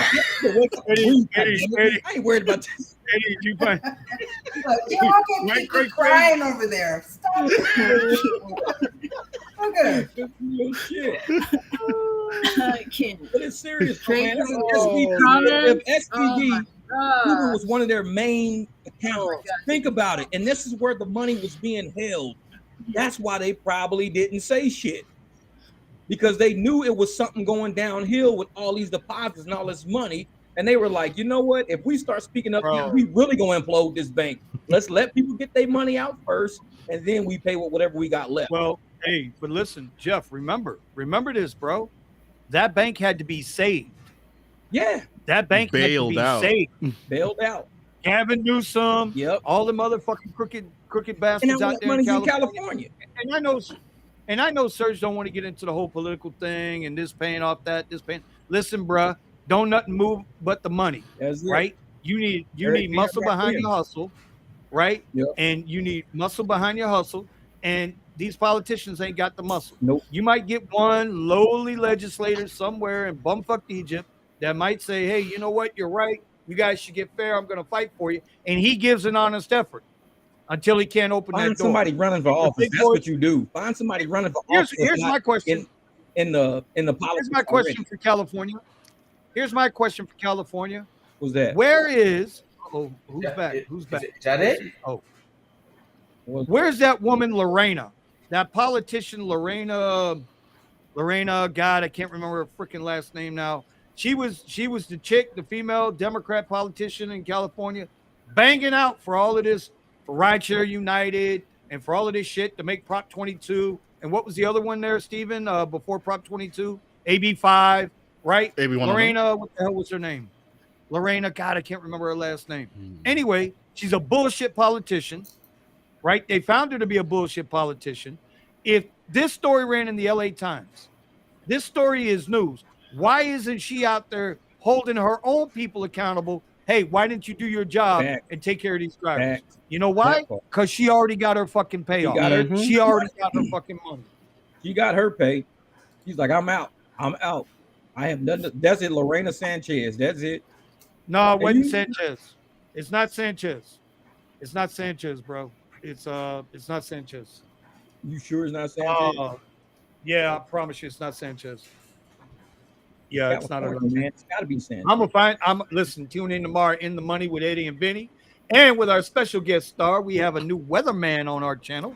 And that weatherman, bro, the weatherman. I'm not gonna play it on here. You gotta tune in. We need another one. We need another one. Listen, I got one for tomorrow. All right. The weatherman has already told me, hey, this is what I'm expecting. Tune in tomorrow morning. Give me the breaking news on the weather report. We got you covered.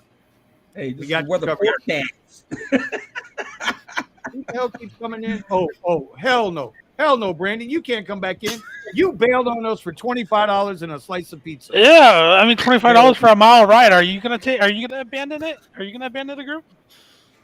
Dude, it took you longer to get out the front door than it did to do the mile ride. Exactly. He's like, come on, elevator. He's like, screw it. Runs down the stairs.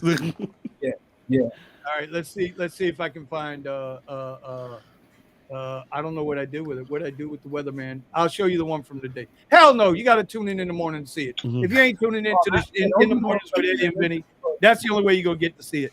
By the way, Driven Dad, good game, brother. Denver's about to go up 2-1 on the Heat in the NBA Finals. Can I want Lorena Gonzalez. That's her name.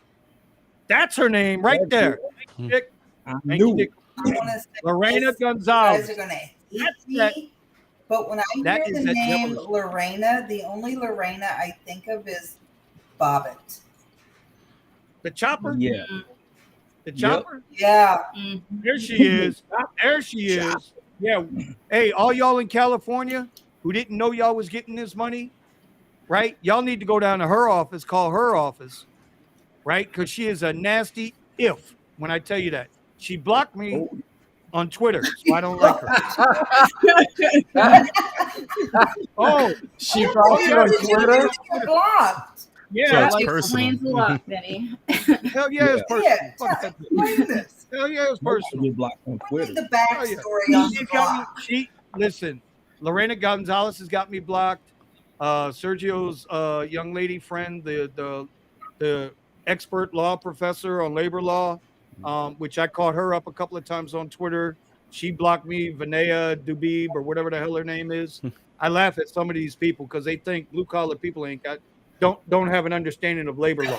And they don't understand that labor law is different in different states. So when you only see it through one prism, you only see it through one tunnel, and you don't see anything else, then of course you're going to speak from your heart with conviction on a closed-minded, narrow field. Yeah. Instead of the whole thing. Well, so Vinay's got me blocked. Lorena's got me blocked. I'll tell you another one that's got me blocked. Y'all ain't gonna believe who's got me blocked on Twitter. Me? Sonny Houston from The View. Who the hell is that? I don't even know her. Yeah, but I don't know. Sonny Houston from The View don't like me either. She can get it too. You know what I mean? This is Lorena. Block her. Block Sonny. Yeah, I'll show her. I'm gonna block her. Thank you, Nicholas, for finding that.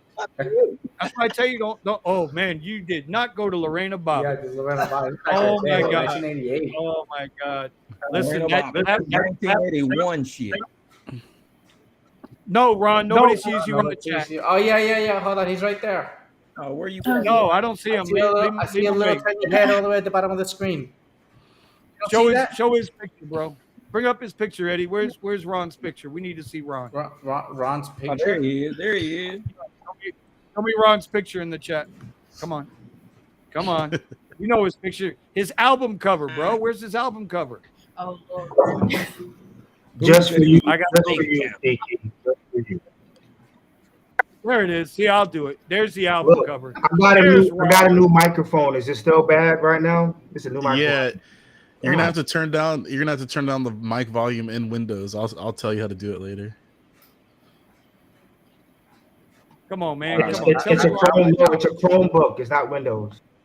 Then you have to turn down your volume control. Tell me Ron doesn't look like the person who greets you when you get off the twin prop plane in St. Vincent. I don't know. Come on. Look at that album cover. Look at that album cover up in the upside. He does. He does. Welcome to the island, man. Hey, boss, you playing. Where'd he go? Oh, Ron done left. He left. Anyway.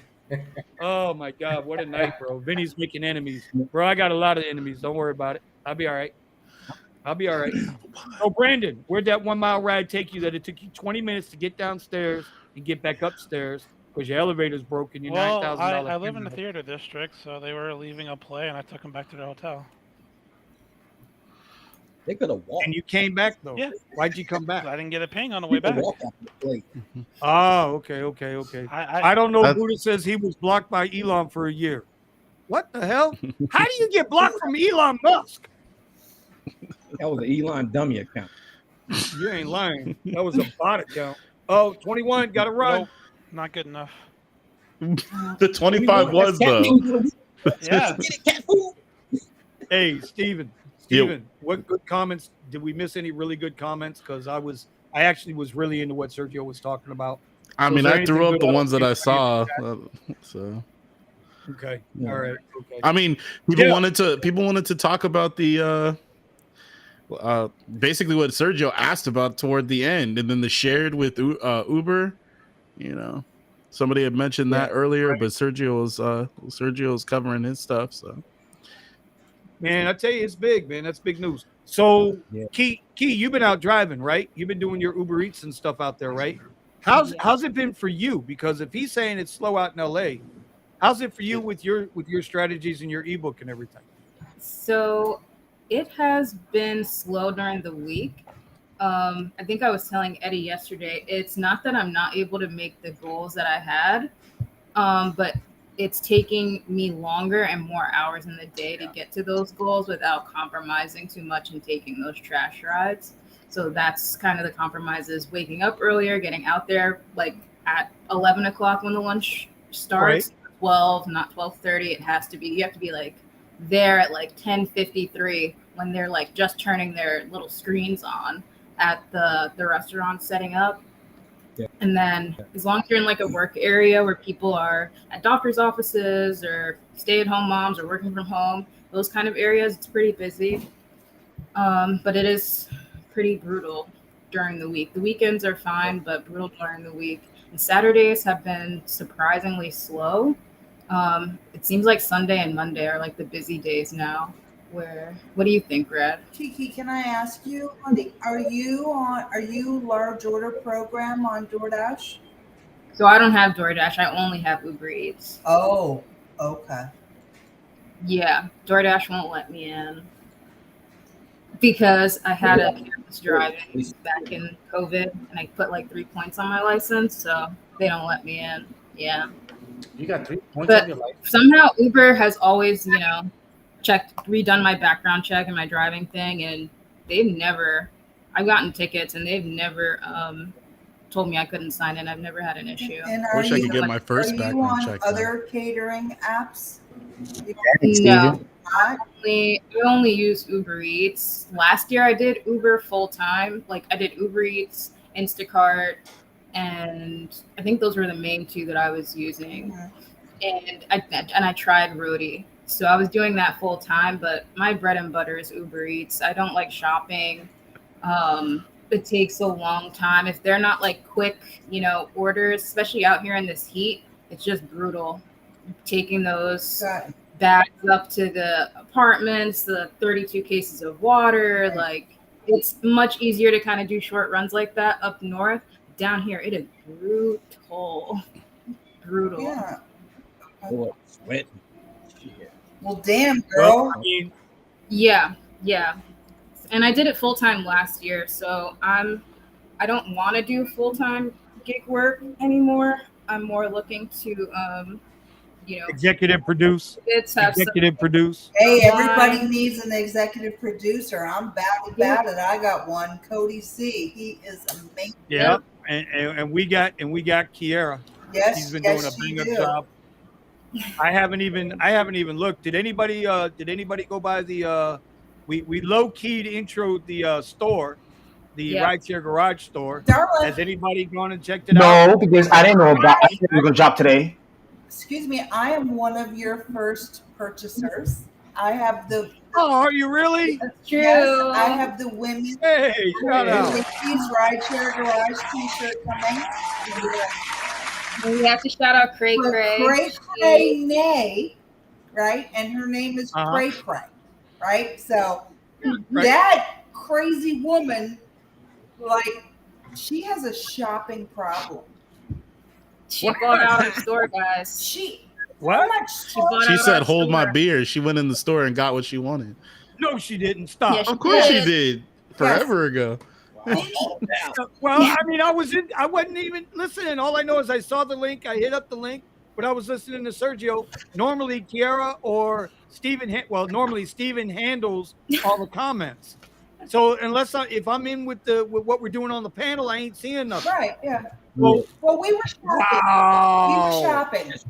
Nice. Wow. No way. But listen, Cray Cray has more Gig Wars official merchandise than I have. Damn. And you own the damn company. Right? That's what she is. Hey, listen. She definitely lives up to her name in the best possible way. When she is committed to you, she is committed to you. So she is my walking billboard, and she is now going to be yours. I promise you that. Wow. Well, Cray, we listen, girl. Hey.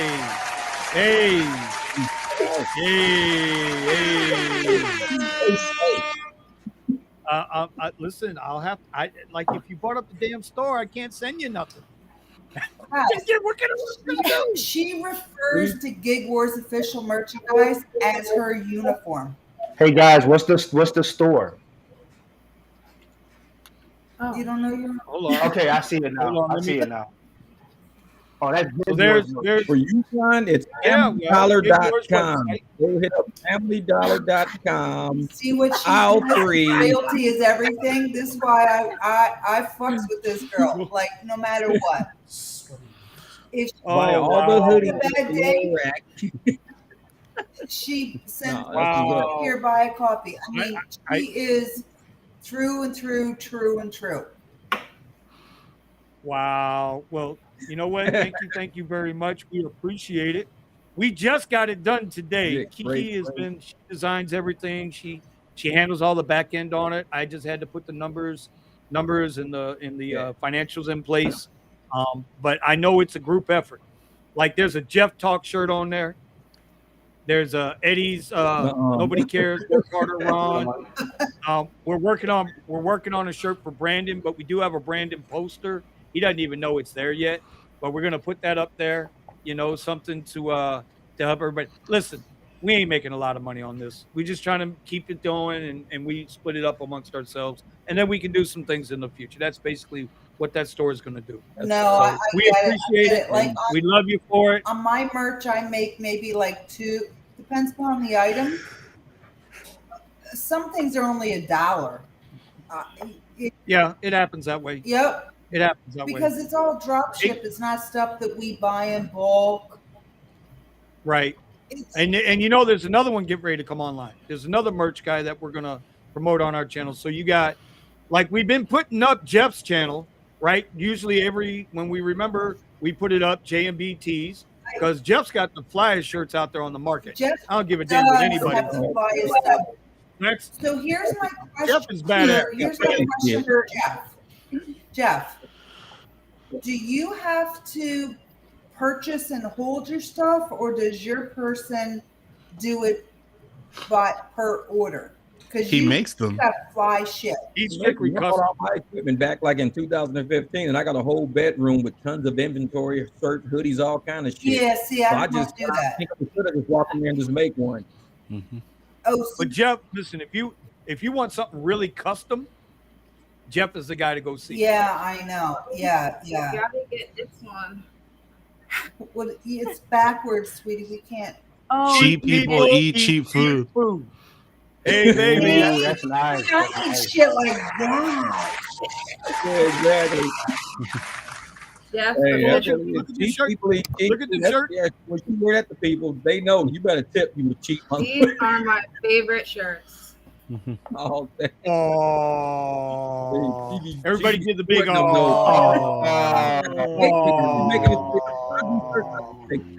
like, man, you gotta let people know how you feel. My shirt, you gotta feel it. It's a fashion shirt. Well, yeah. But by the way, for John for the Prop 22, he wanted to donate money to Sergio. We don't know. We actually tried. We asked, and Sergio didn't have the best thing. Yeah. The best thing you can do is if you want to help Sergio out, contribute to Sergio, email him, Sergio@therideshareguy.com. Just email him and handle that with him because, listen, what he did, what him and Pablo did. And, bro, here's the thing, dude. Here's the thing. Pablo don't get Prop 22 money. Wow. He doesn't benefit. He doesn't benefit from it at all. Zero, not one penny. So if you're in California, he's in California, but he drives too much. So he doesn't fall under Prop 22 money. I made too much money, so I got $5 from it apparently. Well, listen, if you're one of them people that got over $1,000 back in California and you ain't kicking something back to Sergio, buy him a cup of coffee. Get him a $5. You know what? The best way you can, if you want to get back to Sergio, Buy him a Pablo, bulletproof vest. No, you're gonna need one. Invest in that There you shit. go. Buy him an air tag. Chicago shirt for Brandon. The best thing you can do is get a $5 digital Dunkin' Donuts card or Starbucks card because they're fancy like that in California. So yeah, it's got to be Starbucks. And they were like $8,000 in Starbucks cards. They drink all this shit. Now I got, and I'd be remiss if I didn't say this. Next week there will be a new item in that store. There will be a new item. If you're a coffee drinker, there will be a coffee item in that store next week. Just putting y'all on fair flow. There will be a coffee item in that store next week. What? Eddie? We got to talk to him first. I want to see what the hell. No, I'm doing it anyway. I'm doing it. I made an executive decision. I'm doing it anyway. Okay. He lives closer to me than to you. Yeah. So I want to know. Eddie's not happy with me now. Yeah, let's go. You purchased coffee. It's a coffee company that's you're connecting with. We have it's like in the mornings with Eddie and Vinny, we have a certain people that that join us on that live stream Monday through Thursday starting at 9:30 a.m. on the East Coast every day, Monday through Thursday. And then we have groups that join us here on Wednesday nights, right? It's some of the same people, but there are different people. So there's a company out there called Burst of Java. He's with us every morning, right? He is a very small business trying to get his stuff going. And so we're going to help him out. We're going to do, Eddie and I next week are going to do a live coffee tasting test. And I think it's going to be fire. We'll do the live test in the morning show. And then we're gonna put it up. We're gonna put it up in the Rideshare Garage. We're gonna help that dude out. We're gonna make something. He's gonna make something, and we're gonna help promote his coffee. Well, I will tell you, send him to my channel, and you say he's in Florida. He's a local guy. To me, yeah, he's local to me. Yeah. Okay. And I mean, I don't know how many people I currently have in your local. Oh, we can help him out. See, because I love helping people. I know Steven, Jeff. Jeff would give the shirt off his back. You know what I'm saying? Jeff's the kind of guy to get his shirt off his back. Brandon would share a quarter of his pizza, I'm sure. Sure. Pepperoni. He'd give up a quarter of his pizza. I'm sure Steven will come, pressure clean like a fence post for free, but you got to pay for the rest of the fence. You know what I'm saying? For you. Eddie will come do some fancy ass twerking for you if the money's right on his phone. And I'm good. Eddie will come out there and twerk for you a little bit. And Kiki, well, you can't have Kiki. She ain't cheap. He could give you advice. Yeah, you can't afford He will give you advice all day. This is what you should do. Listen, now it's going to be text message friends. Mm-hmm. You're going to be cooking. Oh, I'll be stirring the pot. I ain't doing and then Ron. What do I say about Ron? Ron, he shows up when Kiki's there. Listen, Ron is the kind of guy that if he's in Miami and you're in Jupiter and you say, Ron, I need a ride, I only got $5, he'll drive up there and get you. Because I know you would. Like, well, you need to get on the corner and panhandle. I ain't never called his ass and said, Ron, get your ass over here. I need a ride. But if I needed a ride, I know I can call Ron. He'd come get me. Exactly. Hey, question. Are you guys thinking about tumblers? Tumblers. Did you go in the store? Are you in the store? Yeah, I'm in the store, but I didn't see tumblers. I see coffee cup. Well, listen, if there's an item, seriously now, no bullshit. If there is an item that you would like to see with the Rideshare Garage branding on it, get a hold of Kiki at vinnycuz@gmail.com. And I will forward her that information. And she's the EP though. She's got the final call on everything. Like seriously, she doesn't even realize she has that power. I bet she realized it last week though, huh? I bet she realized it last week though, huh? I bet she was pointing fingers and stuff. There was definitely a water bottle, a tumbler. There was a something. Yeah, there's a water bottle. I don't know about a tumbler. I still have to see what else we can Because I was thinking this because like Uber drivers, Lyft drivers, instead of having that Dunkin' cup in the cup holder looking all weird, you got that branding across. So RideShare Garage shirt, RideShare Garage tumbler. Heck, maybe get an air freshener that says RideShare Garage. I mean, just throw the whole thing at it. So you just go for Okay, it. The seat covers, the whole thing. I have one question about your merchandise. Talk to Kiki. RideShare Garage water bottles. Do they or did they have an option for back of shirt design? Yep, they did. So the one I got, the ladies, it had RideShare Garage.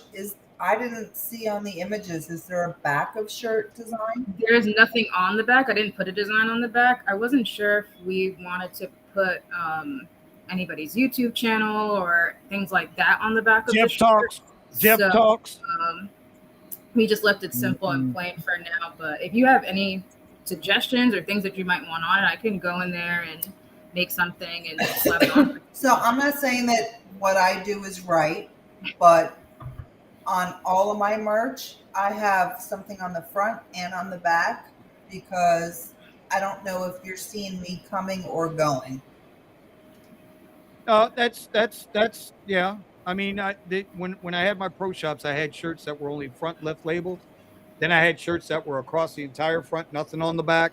Then I had shirts that had stuff on the back, nothing on the front. And then if you were one of my tournament bowlers where my shop sponsored you to bowl, we used to just put your name. Like Jeff's done this. I've seen this on Jeff's shirts, but I got some shirts in there now that are still have it, where we'd embroider the name on the back right shoulder, because most bowlers are righty. So when they threw that ball and came through with that follow through, their name was there. That was the hook. I mean, yeah, listen, we're just getting started. We don't know how well this is going to go over.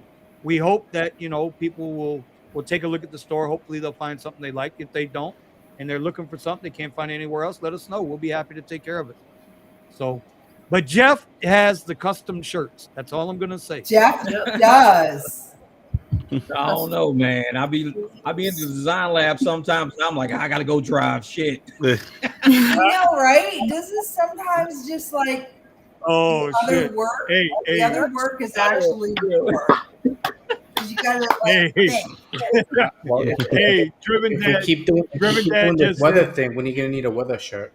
I know a lost your nut. No, he don't need no damn shirt. It's hot as a motherfucker. Man, back to you, let me come to Tony.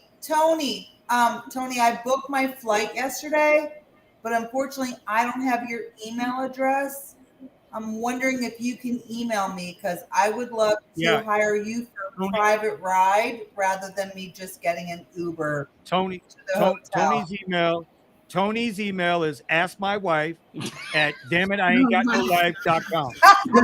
Tony, I hope that's not true, Tony. I hope that's not true. So, Tony, he got 6 kids. He ain't going nowhere. Trust me. He's got 5 and 1 on the way. He ain't going nowhere anytime soon. Tony, I don't want to pay no Uber directly, like through Uber.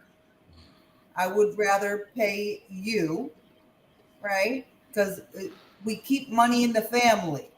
I'm not just to give it out. So, you know what I mean? I'll make you an offer you can't refuse. GigWarsOfficial@gmail.com, please, and then I'll send you his email. I've got his email.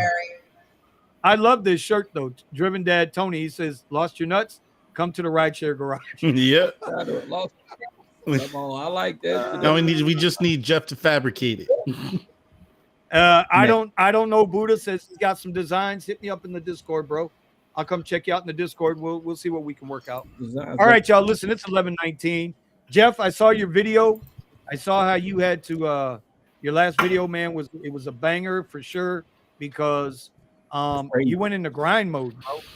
You went into grind mode for real, and you took advantage. And I was hitting bonuses. And see, and that's what I think. That's why Lyft has a negative amount because I'm every damn ride streak rides because they're so low, and then they'll get surprised because they'll give me some crazy shit. Like last night, streaks at all last night. because they were trying to get me to go to Tucson. I'm like, I'm not going no 120 miles for no $80. So I didn't do no streaks last night at all, none. But during the day, I was killing them. I was hitting them back to back to back, and they was like, "This dude is actually taking all these rides. He never do this." It's like, yeah, gotcha. That's how I got to do sometimes. You got to change it up and surprise them. You got to change it up, surprise them, because they think they got you figured out. The algorithm think they got you figured out. So I'm like, nah, I'm gonna get y'all ass. I'm getting all these $18 streaks today. I'm getting them all. What you got up there? What's that? Yeah, how much you got? What you got? No, hold on, let me get rid of this comment off here so we can bring this thing down. Jeff talks. Listen, man. Jeff is the master motivator, man. We joke about that, but Jeff, we're dead ass serious about that, right? Man, I know it. I laugh because I think it's funny. It's just man, me just being me. And I get up and just run my mouth and I fucking get on this road and I do this shit. And it just, I don't know, man. This one is the one that I really want right here. I'm gonna have to get that Jeff talk. Oh, bring up the cup. So there's 3 different types of coffee mugs in there. If you like, this is the Eddie mug. We call this one the Eddie mug. Okay, this one's the Eddie mug. That's right. Okay. Only sissy girls work 40 hours a week. He's taking the jab at all drivers. That's the Eddie mug. Yeah. It should be wide. Definitely. Yeah. All right. Well, listen, Steven, you need to shout out to you need to get with Sergio, man. Get that shit squared away, dude. Yeah. Because I know you need to work. That was I know you need the extra work. I know times are tough out there. Your little $5 from Prop 22 ain't shit. That don't even charge your goddamn car. So no, it'll give me a half charge. Yeah, you know what? Hey. It will give half. It'll fill half my tank, Yeah. So there's all right. So I'm gonna do a little housekeeping here real quick while you guys start with the tips. Starting with Steven, what do you got for the week, brother? What's your tip? How much pressure do we need in pressure washing? Don't pressure wash the side of a house. Only pressure wash on concrete. Don't pressure wash on asphalt, because you will destroy asphalt. You dry it out, all the rocks and sand that make it up, it's just going to fall apart. You only pressure wash on concrete. You don't want to pressure wash the side paneling of a house because you'll completely destroy it. You use bleach. They call it shock for pool shock, or they call it hyper sodium chloride, and that you use at different percentages in order to clean off the sides of houses and the tops of roofs. So, there you go. I was actually joking about the pressure washing, but goddamn, everything you needed to know about pressure washing in less than 30 seconds. That's my man, Steven. All right. While everybody's going through their tips, if you want to check out the ebooks we have available, Kara's Uber Eats ebook, which I'm sure there's going to be an addendum coming soon to that. It's up there in the corner. Red, what do you got, Red? Come on, you part of the panel. I need a comment. I need a tip. Something. Give him just the tip, though. Just the tip. Listen, I just put a message so recently you didn't even have a chance to respond. So I'm just going to wing it and say that you gave me clearance. Here's my tip. Whatever was said today about Gig Wars Official and the developer of my app is completely false. That particular person is going to be sued, definitely within the state of California and possibly federally. And if you want to believe what he has to say and repeat it, I have no problems adding you to the suit. None of it is true. It is completely false. It's a shame. I wouldn't play with me in Middleton Technologies. That's all I'm going to say. Defamation is real. Defamation is really real. Yeah. Not only that, I own the trademark on Gig Wars Official. People laughed at me for doing that, but clearly I was very smart in doing so. Man. Got to clap it up for that one. Because not only did you talk bad about a company, now you are talking bad about a name that is protected by the federal government. So fuck you, Robert Reese. Mother. Man. Turn it down. I'm sorry, if you want to edit that, you can edit it. I can't help myself sometimes. Hey, that's a tip. Don't mess with Red Dog. Don't mess with Red Dog. I wouldn't. Oh my God. I wouldn't. I won't mess with my own damn self. Sometimes I hate myself. I'm like, you're such a bitch. Okay. Alrighty. So moving on to the next ebook, Eddie's $5 ebook. Kiara, what kind of tip you got for the week, boo? What do you got, sweetie? My tip, I tried this one strategy and it did work for me. It doesn't happen often, but when it does pay off. And it's for deliveries. So when you get a stacked order that comes in, especially around like peak times, like dinner time and stuff, I feel like sometimes they will stack like a really high paying order with like a McDonald's. And so the price of the delivery will say something like $15 or $25 for 7 miles, 8 miles, 9 miles. But when you get the order, you see somebody ordered from True Food Kitchen, the other person ordered from McDonald's. And the person that ordered from True Food Kitchen ordered filet mignon, steak and shrimp, all these like very expensive items. And there's like 8 of them. And this person only ordered a Happy Meal. So even though it's $25, I have been canceling that McDonald's person and then just taking the chance of getting another delivery on my way to pick up, the nice order. And that way I've actually made more than what they originally have offered me if I just took that stacked order as is and didn't bump out that McDonald's or Wendy's or whatever. Oh, you can decline other orders in stacks? Yeah. Oh, well, you can't cool. decline. You have to accept them both, but once you get them, you can analyze them. And sometimes it's very obvious, like, okay, this person that's ordering from the Capitol Grill is probably making the bulk of this tip. This person that ordered a milkshake is probably not. I'm going to take them out and bump them because it's probably only a $2 order, and I'm going to just take the more expensive food in the nicer area going where I want it to go. And that's how I've been able to, I think I have it here. Nice. I took one out and gave me like $30 in 30 minutes. How did she do it? What? Vinny's out of words. No, I wasn't out of words. I thought you were out of words the way you were looking. I thought you was like how amazed you were. Listen, don't get excited about the side conversation. I know you're happy over there on that side conversation. Calm down, bro. Trust me, she got to come past me before she get to you, and I'm gonna make sure that she is safe. Yeah, this was the one here. It was True Food Kitchen. It went 6 miles, but when it originally came in, it said the estimate was $18.73, and then it paid out $31.59. But nice. I took out the trash and I added on a $10. There you go. True Food Kitchen. When we tell you guys, Kiara's got gems in her bag, it's not a joke. She has thoroughly impressed every one of us on this panel. And again, okay, we're gonna go back to her ebooks. Eddie's ebook was up there. We're gonna put her Uber Eats ebook back up there. And y'all remember this? She only drives Uber Eats.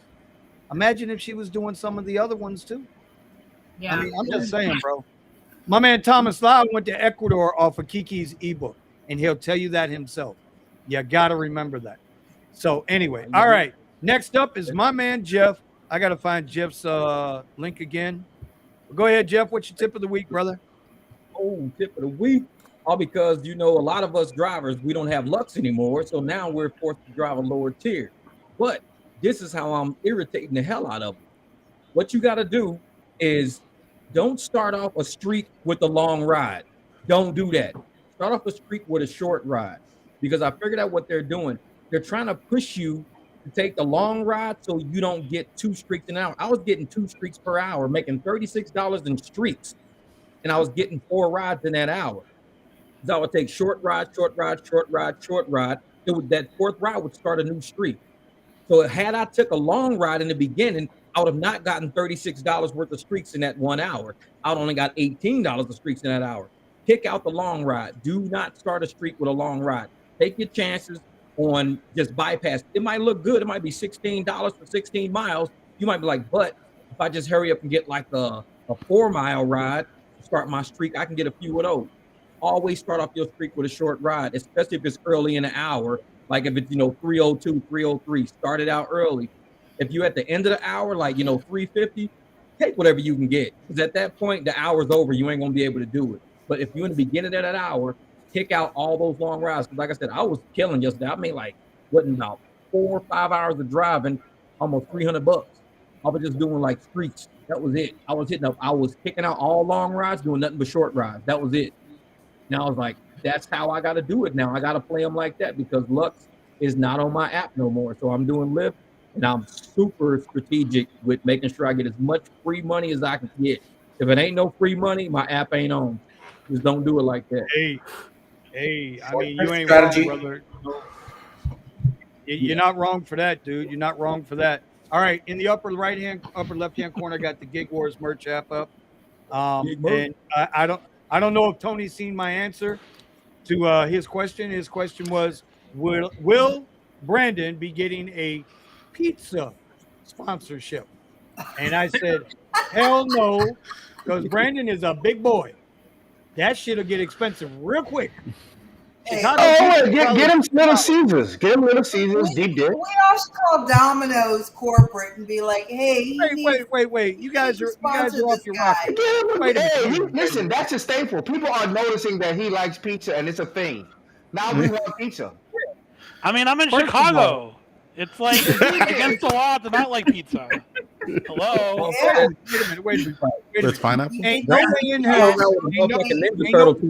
Yeah, Chicago pizza comes with brass. Within like 5 There's blocks no of way me, in there's hell. like 40 pizza restaurants. I have to like pizza. There's no way in hell his building's going to let him in with a Domino's pizza box or Little Caesars pizza box. I will get thrown out of that apartment so fast. Hell no. Bro, he's in a $9,000 penthouse. He's way up here. Really? No, Wait, not that much. $9,000. Damn, $9,000. I do have a couple of private clients that are in the penthouse suites, though. See? So, no building you live in? Are you fucking kidding me? Wait, When you live in Chicago, this is the trick to living in Chicago. Spend all your money can before you get killed. Just have high fucking bills. Just spend that shit as quick as you can. Get rid of it. Motherfucker, find the most expensive house you can find, expensive cars, eat dinner out every fucking night because you're going to die quick. Or maybe not and make all of us as beneficiaries. Brandon, you have clients that live in your building? Yeah, you got Oh my gosh! Wow. All right, moving on. Eddie. Eddie's $5 ebook, upper left-hand corner. You can scan that QR code, take a look at it. If you like it, he'll bang it out for you. Eddie, because you've been doing good, bro. And I say it every week because I see the videos and I talk to you almost every day, right? He's the only one that likes me, y'all, outside of the garage. That's all I'm gonna say. If I text Brandon, I don't know. If I text Brandon, I don't know what the hell. Vinny tries to pick on me. Vinny tries to pick on me to see if I get pick it up. Hey, I've been watching the replays. Eddie's been cheating on Vinny with him. with Novice, right? You didn't hear me last week. I watch the replays when I get off work. Hey. I told Eddie, bro, I'm done with your ass. You're cheating ass.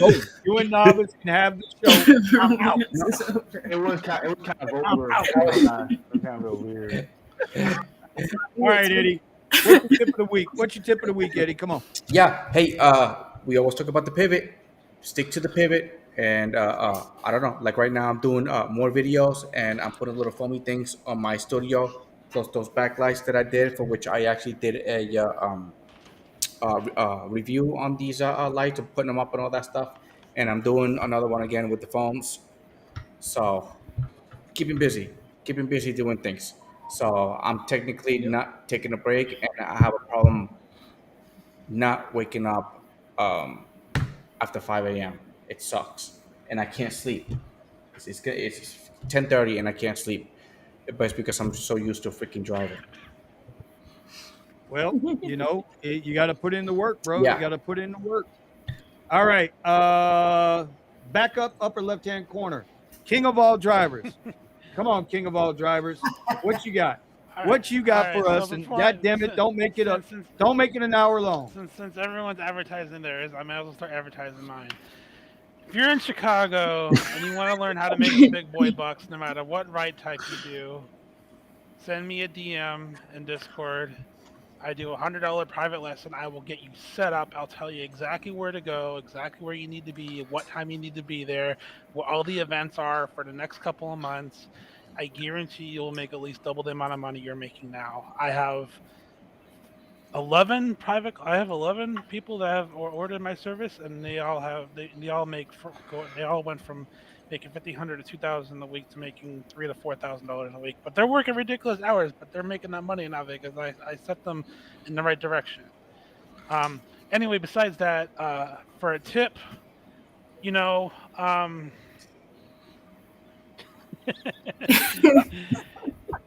so support your local Chicago deep dish restaurant. That's my tip of the week. No, seriously. Support your local what? Support your local Chicago deep dish restaurant. They need to pay Brandon. You better pay Brandon good money.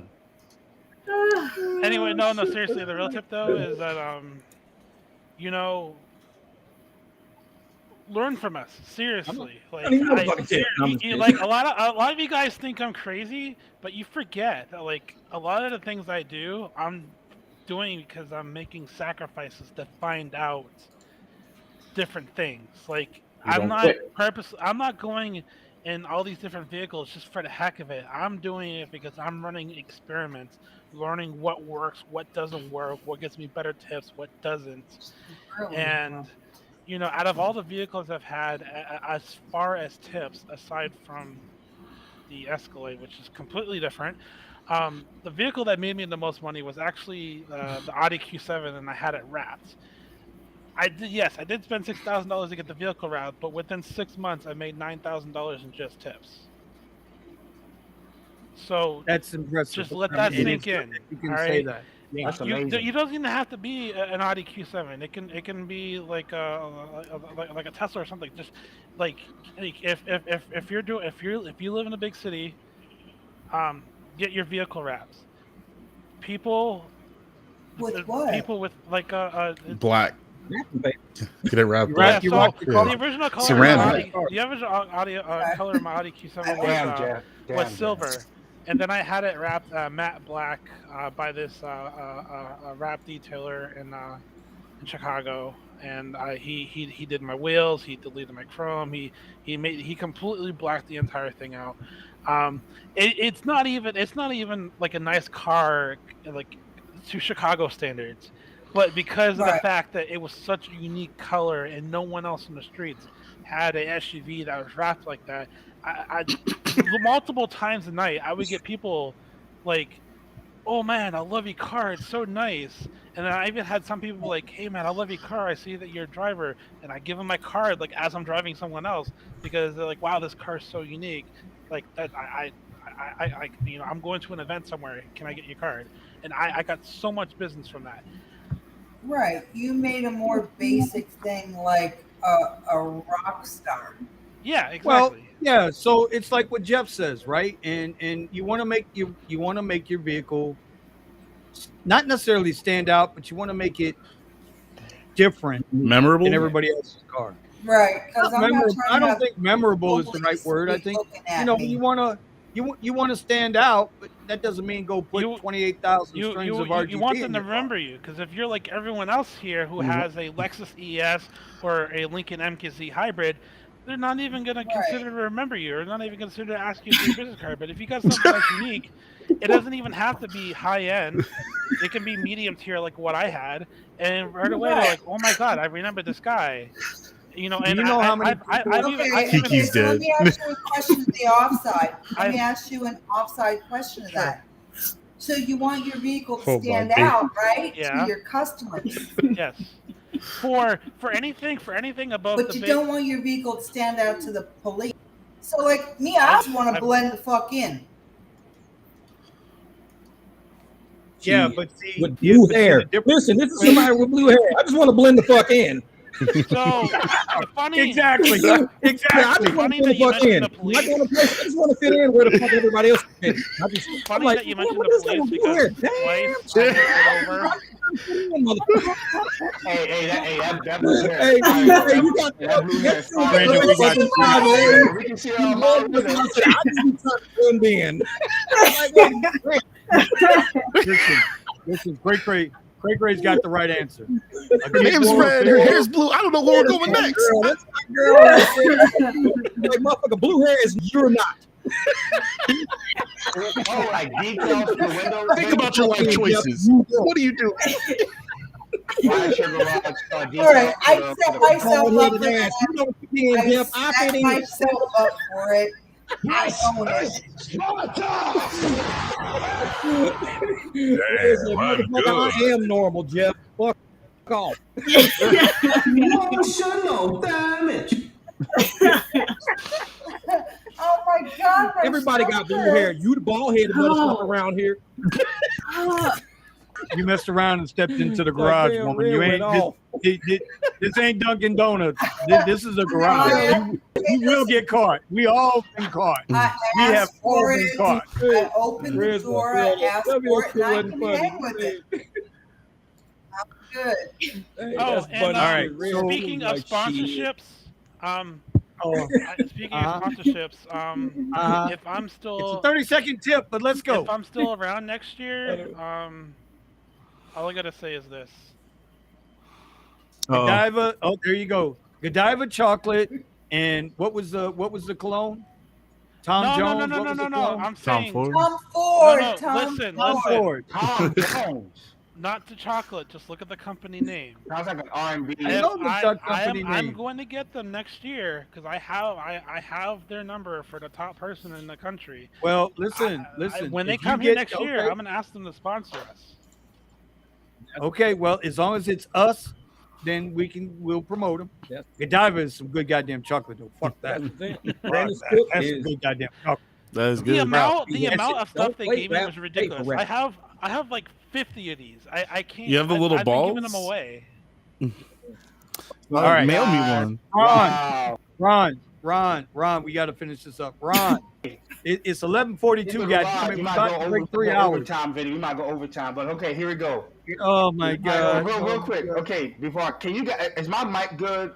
Just say what you gotta say. No, it's good enough. Is your mic good? Can you hear? Not hold up a box of his ass. This is my chocolate. He sounds like shit. Don't lie to him. Tell him the truth. He sounds like shit. Okay, you gotta let me know because I gotta fix. I'm trying to fix this thing on the Chromebook. Anyway, so here's what I did over the weekend, right? So I had to pivot big time, and what I realized, I did my little research for about a day. Wait, what'd you say now? What I didn't hear. Nothing. Driven Dad was talking to Brandon. Oh, go ahead, Ron. God, okay, all right. Vinny, this is your fault, by the way. Anyways, look. So, my fault. It is. Put us all together in this group, and it's your fault. So here's the thing. I had to pivot this weekend. So Saturday, I had a trip that took me north up to West Palm Beach from the Fort Lauderdale airport. I needed that to happen because this is what I realized in the market. I used a passenger app to check different spots of the Miami market. West Palm Beach did not have a lot of Premier cars, nor did they have a lot of Comfort Electric. So I went up there, and I was working my butt up there. It took me 12 hours to get to $320. All righty? I mean, it worked. It worked with that pivot. Because not only did it do it, it pushed me into Port St. Lucie, which is a whole different market. So you guys actually look at the market. Port St. Lucie is right above Stewart. They don't have Comfort Electric. They don't have Premier. However, the Uber X up there was giving me $1 to $1.12 a mile. So I was making average about $10 a trip for like 6 minutes. So the tip for today is if you need to leave your zone, do your little research on the passenger app. Look around and see where the cars are not. And especially the ride types. Go ahead and move yourself away. I wanted to do a lot of Premier and I wanted to do Comfort Electric, and West Palm Beach had it. Even though it was an hour away, I had a trip that took me from Fort Lauderdale up there, so I was lucky. I was blessed for it. However, if I didn't get a trip, I would have dead mileed up there just to give you that tip. Number two, Vinny. Okay. Can you pull up number two, Vinny? Damn, number two. Can you put up my YouTube channel, Vinny? Can you put up my YouTube channel, please? Nope. All right, well. So Eddie, you telling me if I open up my Eddie's Passenger app and I'm looking for rides and I see these little balls, what am I supposed to do?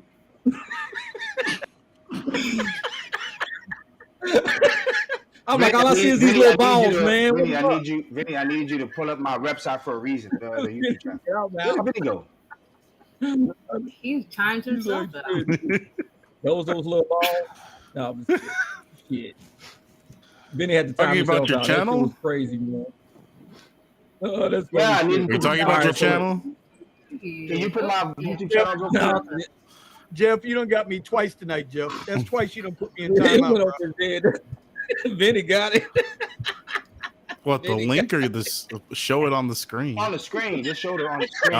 Nah, Eddie's gonna have to do all that. I don't. Wait, hold on. What are we showing? Your YouTube channel about the Uber Black? Yeah, just show the channel. Hey, you promote. I got it. Man. Well, you should have put that in the comments down below so we could have that done. Right, we ain't taking no tours of Aruba here with your little fancy hat. He's got a green background. You know what green means, right? Money. That's what it means. Money. I answered it quick. Money. So, hey, you look like you go on a fishing trip. I'm like, damn, is this channel about fishing? I'm gonna watch this shit. What is this about? I was in Orlando when I took that picture. By the way, I was in a Camaro Super Sport, and I was. All right, what's the tip, Ron? What's the tip? I wanted to promote my channel. Hey, I wanted to promote my channel. You promote everybody else's thing, but you don't promote my channel, man. Because we can't hear you. You can hear me. Mic check 1 2 1 2. Mic check 1 2 1 2. Hello. Can you hear me now? All right. Anyways, I did want to talk about the Uber Black in Miami. I did want to talk about that. I wanted to ask you, did you hear anything about it? Because I went online and I did a little research on it. So I wanted to know if you any or novice. Crying, bro. Say it again? What's the tip though? No, we're good. We're good. I'm just crying. What's the tip though? There was no tip. I just wanted to promote my channel. By the way, follow the RideShare. Oh, wow.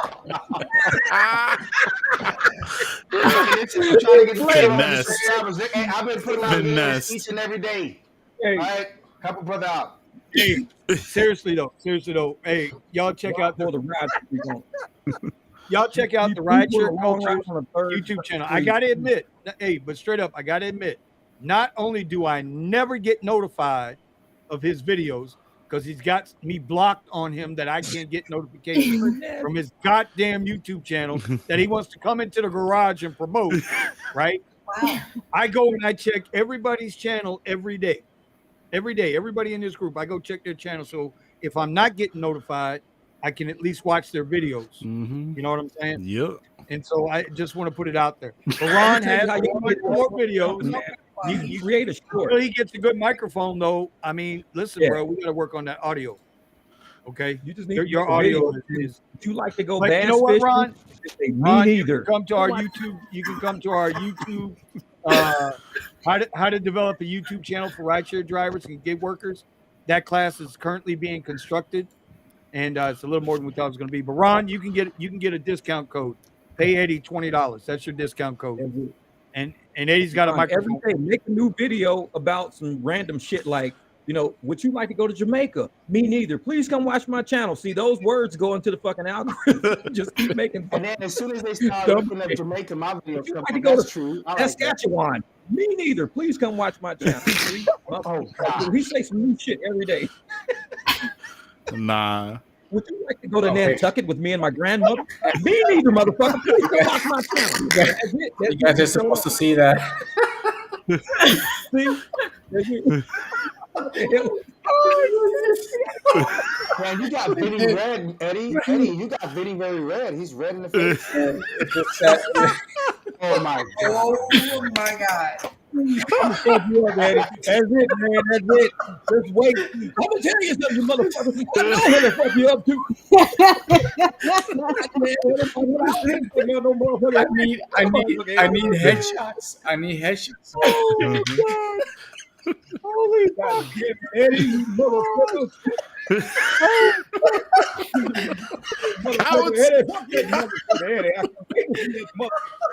I'll catch that motherfucker. I'll tell you. Eddie. I gotta put him in a Yoda. Eddie, that's a new one for the morning show, bro. Instead of doing the dog,